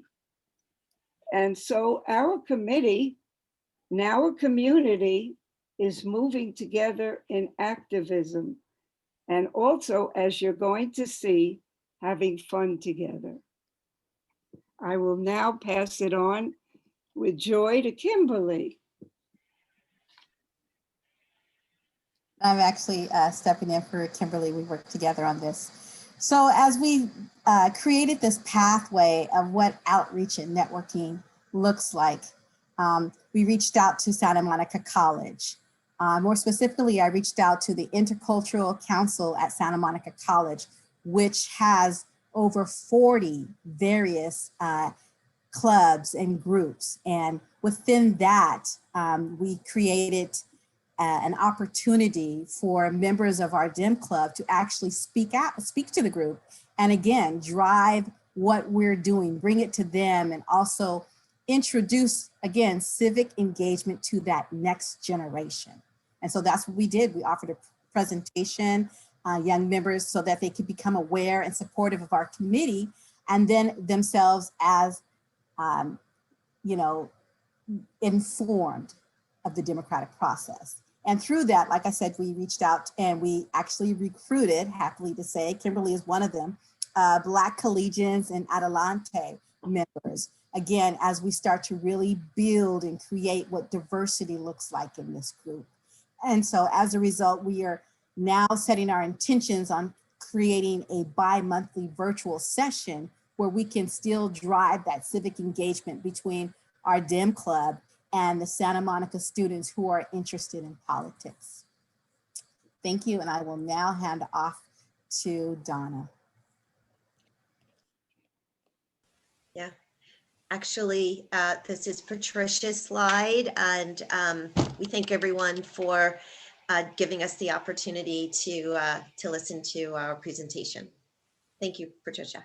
Okay, I thought, well, that looked like mine. So I was asked to talk about one of our committee's recent actions. And when it became clear that a seat would open on the Santa Monica Malibu Board of Education, we as a political committee of a political organization got in gear and organized. We recognized what a valuable contribution Keith Coleman would make in that seat. Keith had put himself forward to run for the board last November. He did well, but he didn't win. We all agreed that now was his time. We started with a letter to the Santa Monica Democratic Club asking the club to endorse Keith. This required a special meeting on a timely basis that would allow the membership to vote to endorse him. The club did this. Committee members then mobilized to attend the school board Zoom meeting and speak up for Keith. We, along with others, were successful, and Keith is now a member of the Board of Education. And so I was asked to talk about the political action. That was the action. I really wanted to sneak in a few words about Keith's creativity, knowledge, and insights, but that was outside of my prompt. So I will pass on to Ebony Murphy Root, who is the next speaker. Hello, I was invited to speak. I'm so sorry. So yes, instead of saying names, we're just going to say thank you to next, and this is actually Donna's presentation. Yes. Thank you. Awesome. So I'm Donna, and we had our diversity inclusion holiday party. We came together dressed in our cultural attire, welcoming and sharing and celebrating of different unique cultures, include families, tradition, interests through music, Hanukkah candlelight ceremony, Kwanzaa storytelling, and traditional cultural Jamaican experience, as well as we highlight minority-owned business as well. We had some Buddha discussion and played Jingle Bell. And also we ended with Feliz Navidad Christmas song. We really had a great time. Next.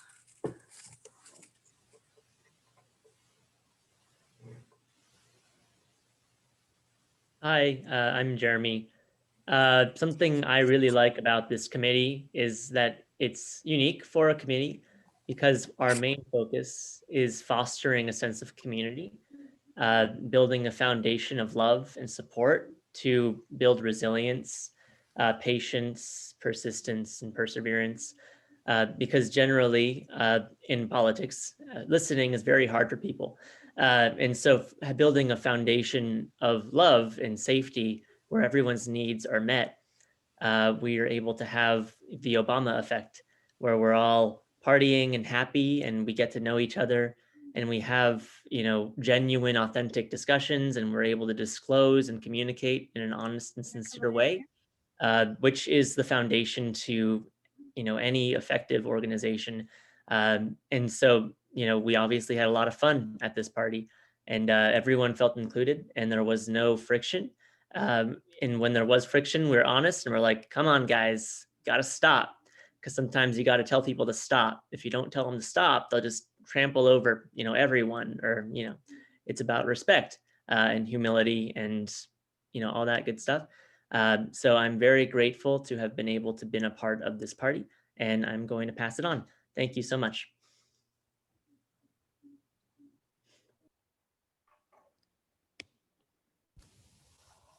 Okay, connection. And I think everyone knows how important connection is during the last year with COVID-19. So this was a real highlight to have even more connection within our Diversity and Inclusion Committee as part of the DEM Club. And a couple of things that were important to our connections was integrity, transparency, and sensitivity. And this committee has been a safe place for people who wouldn't naturally feel comfortable to share and make a difference. And into our next speaker.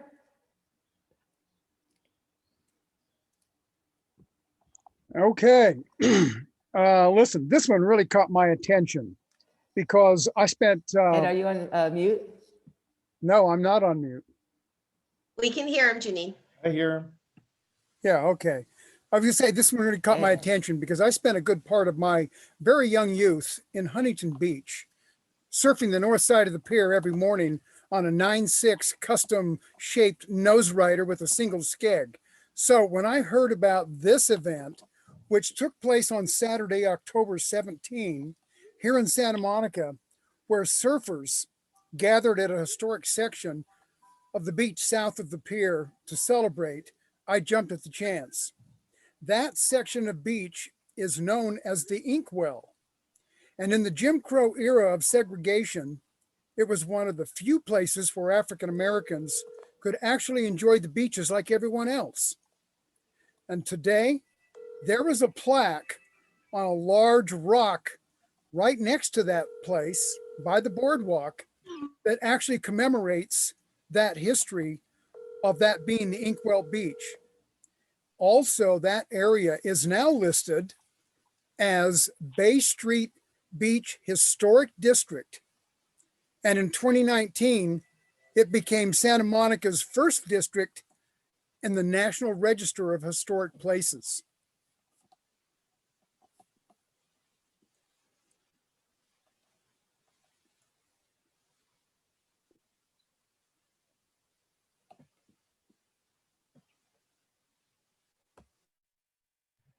Okay, looks like Janine may be having some. Our club was involved in activism, and some of the activism was police reform. And the Diversity Inclusion Committee wrote a letter to City Council on behalf of Santa Monica Police Reform. And we also participated in the Georgia phone banking for the 2 Senate races. And we also were very involved in all sorts of communications, including emails, phone calls, letters, and texts. And next slide.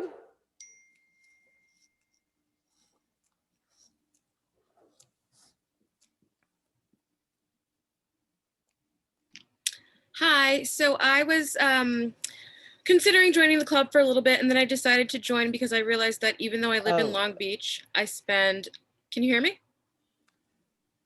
Yes, yes. Yes, I spend about 60% of my time in Santa Monica and regular times, a little bit less now, but still over half of my time is spent in Santa Monica. And I work on a street on 21st Street at Crossroads School with a building that is named the Nat Travis High School building. We all know Nat Travis was the first Black mayor of Santa Monica. And so I think it's very fitting that I would join this club. I feel very comfortable in my work hours in Santa Monica, although I did share with the club that I once, when walking to work, was stopped for jaywalking by a policeman and detained for almost half an hour. And there were a lot of, it was sort of a racially charged situation and stuff. And so I'm hoping by being involved in the DEI committee that I can make sure that people who live in Santa Monica and work in Santa Monica are comfortable here in town. Thank you. Next.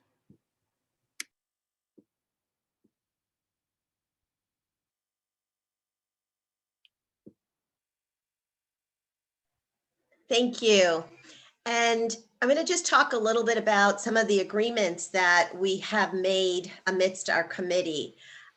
One is to exhibit humility and patience in communication, to listen with empathy without judgment of others, to share with consciousness of speaking time and support interaction, to hold space for self-care and care of others, to speak in a tone that is thoughtful, to honor each other with support and respect.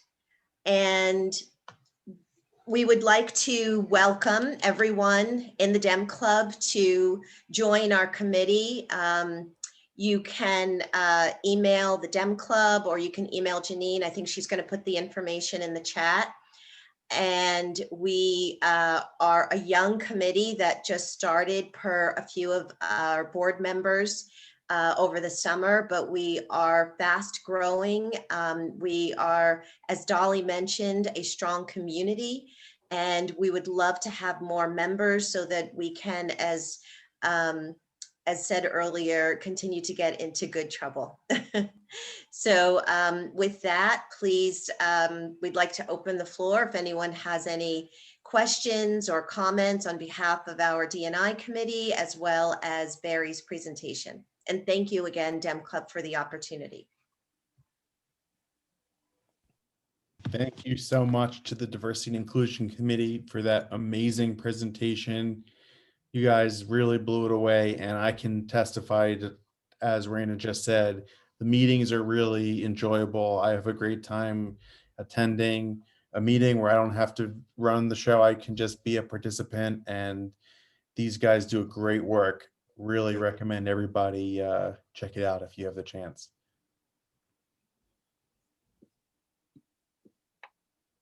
I see Mike's got a question for you. Actually, that was an awesome presentation, but I'd actually like to make 2 comments and ask Barry a question.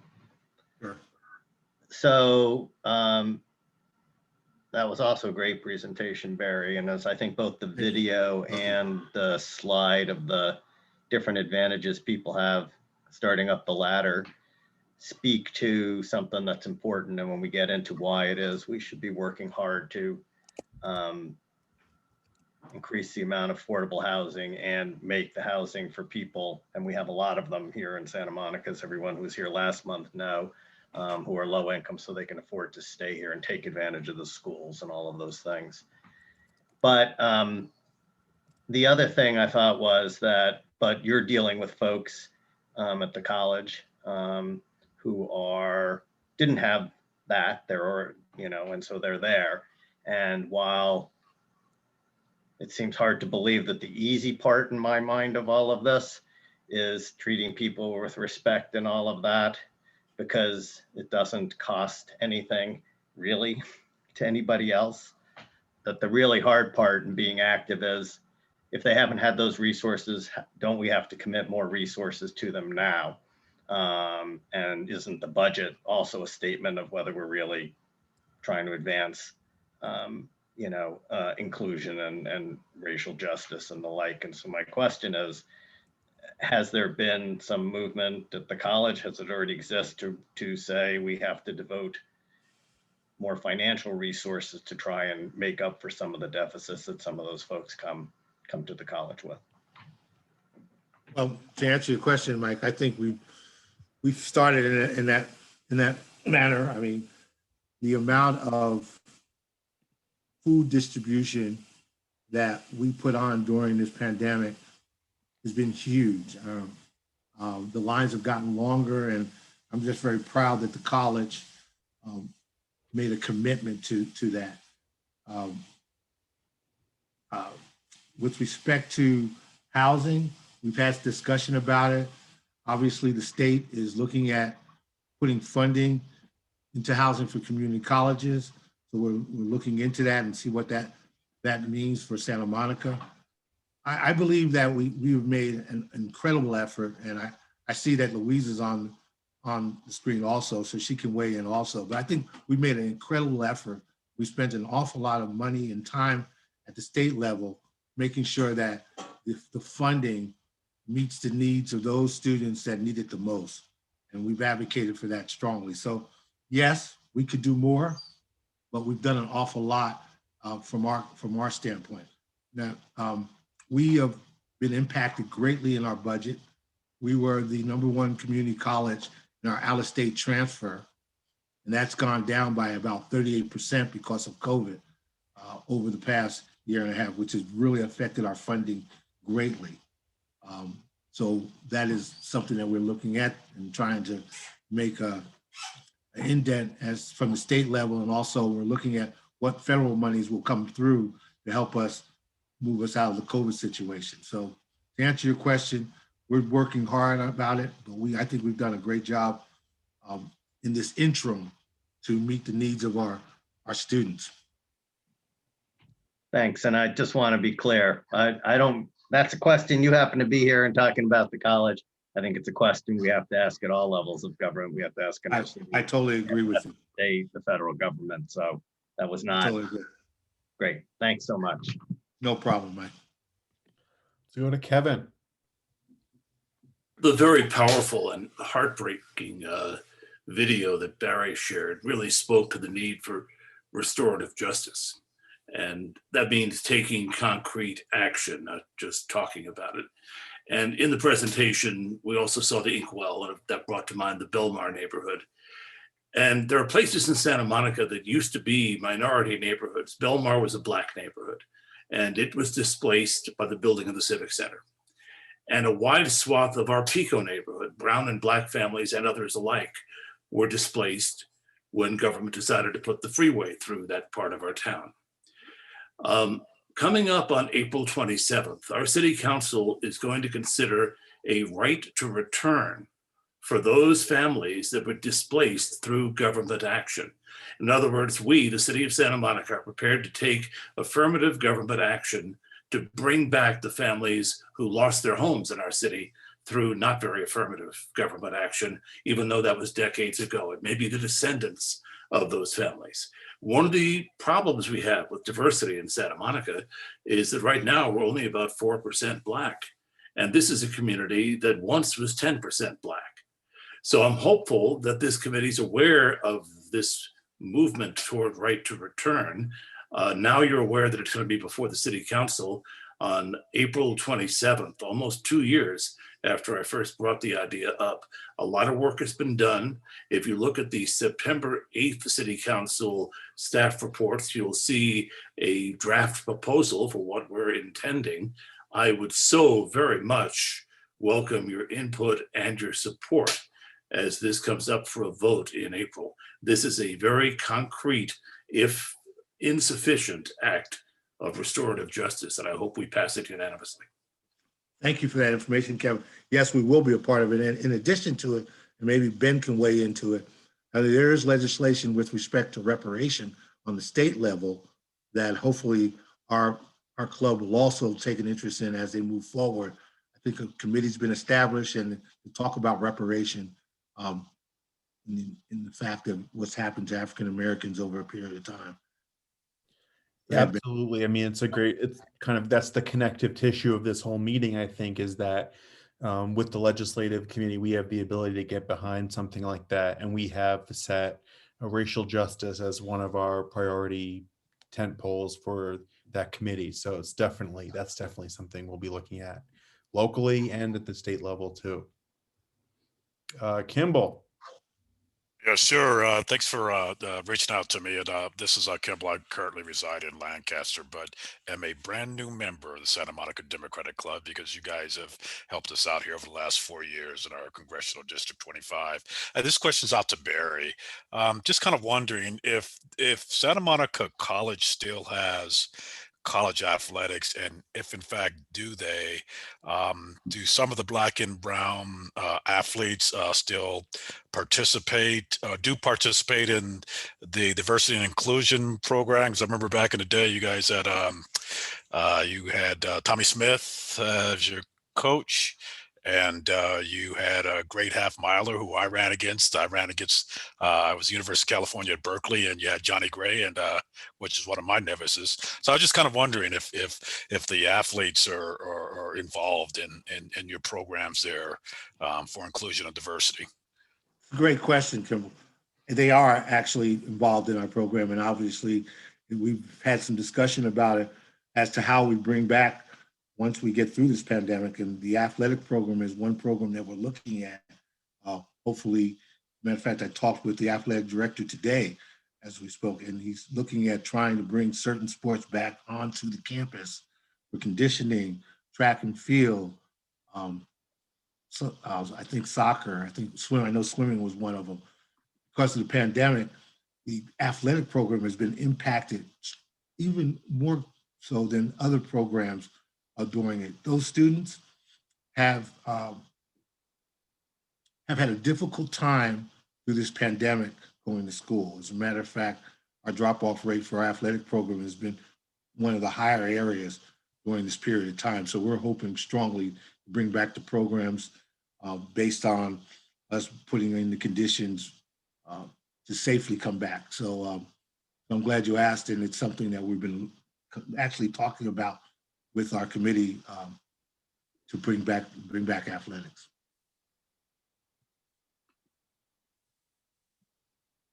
Do we see any other questions in the audience? Oh, I see Jeremy, you've got your hand up. Yeah, there were a few comments about, concrete action. I'm a big supporter of concrete action. I disagree about the lack of value in conversation and dialogue.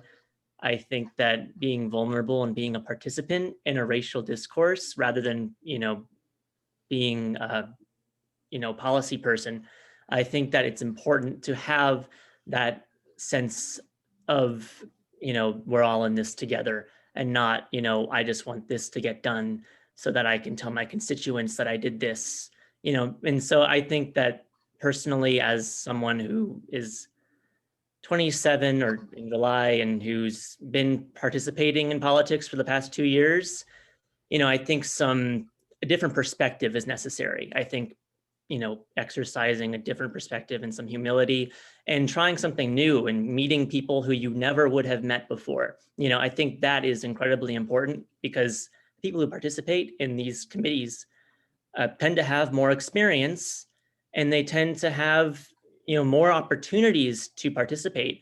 And the people who would come into the diversity committee, they generally have no political experience, and if in a different situation, they wouldn't even be able to just say anything in the committee because they'd just be talked over by people who are more experienced. So that's just my perspective, and I hope that you'll try it on. All right, sorry, thank you. Jeremy, I'm glad you brought. I'd like to add to that too, also, Jeremy. One of the things in the discussion about systemic racism and what I have found in the discussion, and it's real important, discussion regarding systemic racism will be different if I walk into a group of white individuals and talk about it. But amongst your own family and friends, talking about systemic racism and how it affects African Americans, Latinos, and other ethnic groups is a different discussion when the room is completely white. And many of you know that you have, just like I have, relatives, aunts and uncles, that talking about racism is a difficult discussion. It's a very difficult discussion.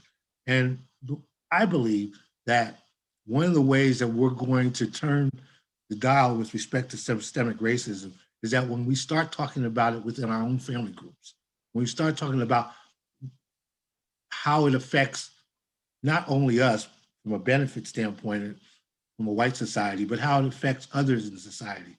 There's many times I showed that picture of my beach party. Ben's been to it. Louise has been to it. It's a lot of times with a lot of my white friends, it's probably the only time that they assimilate with African Americans all day long. And you think about it, myself, Raina, Angela, we live in Santa Monica. Our social group is very mixed, and we socialize with white people all the time. It's just our nature. We have to be able to be a very diverse in discussion and also in our actions. And I think as more white Americans talk amongst their own family groups about racism and how it affects those that aren't in their group, I think we'll start to see a change. And that's real important for me to bring that out. Yeah. Thank you so much, Barry. And, to Jeremy's point and yours as well, this is actually happening within our diversity and inclusion committee, where we are saying some things that feel uncomfortable, but they're being said with compassion. They're being listened to with patience. And, I'll just share a little story that I know really touched Dolores's heart and a few others in one of our committee meetings, where I talked about how after the Eric Garner murder, I asked a dear friend of mine a question, and she's probably the least racist white person I could imagine. And I don't really know any racist white people, to be honest with you, but she's one of the least. And she's kind of a, yogi, hippie, very sweet girl. And I asked her, I said, I'm going to ask you this question, and I want you to give me an honest answer. And I want you to know that no matter what you say, you're still my friend. And so she said, okay. And I asked her, are you a racist? And without hesitation, she said, yes. And without hesitation, I said, please explain. And she said, well, Raina, you have to understand it's conditioning. She said, even if you're a white person like myself who has, read the books and, have the friends and done the association and studied the history, working at making sure you're not racist, you are still a person in society who knows that because of your skin color, you are going to get treated nicer in a restaurant than someone else who isn't. And that this consciousness that you are conditioned with in society is something that you cannot avoid. And she went on to further explain that she said, Raina, conditioning is so powerful that a person who's never shot a gun can go off to war and kill people. And she said, you asked me to be honest, and I'm being honest with you. And I just responded with not only thank you, and you are my friend, but I actually love you even more now for your honesty.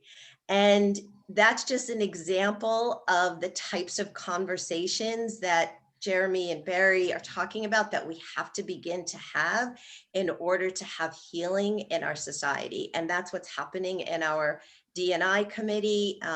And everyone is welcome to join our meetings, to join in the conversation. Thank you so much, Raina. I really appreciate your leadership and really the leadership of this entire committee. Thank you so much to you, to Janine, to Ed, and to everybody who stepped up to make this committee so successful. Really appreciate it. So before we wrap up for the night, we have one more item of business to get to, and this came to us pretty late, but we have just enough time to get to it right now. For those who have been watching on City Council for the last few weeks, may have noticed that Councilmember McEwen put forward an emergency ordinance to implement hero pay for large grocery store chains and drug retailers to provide $5 per hour more to frontline workers during this pandemic. And I know that the county is about to take action on it. So because this came to us so late, we can't take a formal endorsement vote of the membership because it would go against our bylaws. So I'm going to do it as an informal straw poll, whether you're a member or not. If you're on the Zoom right now, you're welcome to vote. I'm going to put up in one of those polls. And I want to see if Kevin's got his hand up, and then also if Melanie wanted to say a few words too. But let's go to Kevin first. Well, the very specific request, as the council's already approved this, is that the city manager and the city attorney quickly implement this through an emergency order as soon as the county votes on Tuesday, because it'll be another 2 weeks at least before our council should meet. We're talking about the workers who make sure that your families are fed and stay healthy. And the big companies, the grocery companies, have been making a fortune during this pandemic, and they withdrew the hero pay after a few weeks or months back in May. So we want to institute it as quickly as possible. The poll is whether the Dem Club calls on the city manager and the city attorney to implement hero pay as quickly as possible through an emergency order. Again, we anticipate the vote being taken by the county next on Tuesday, the 23rd.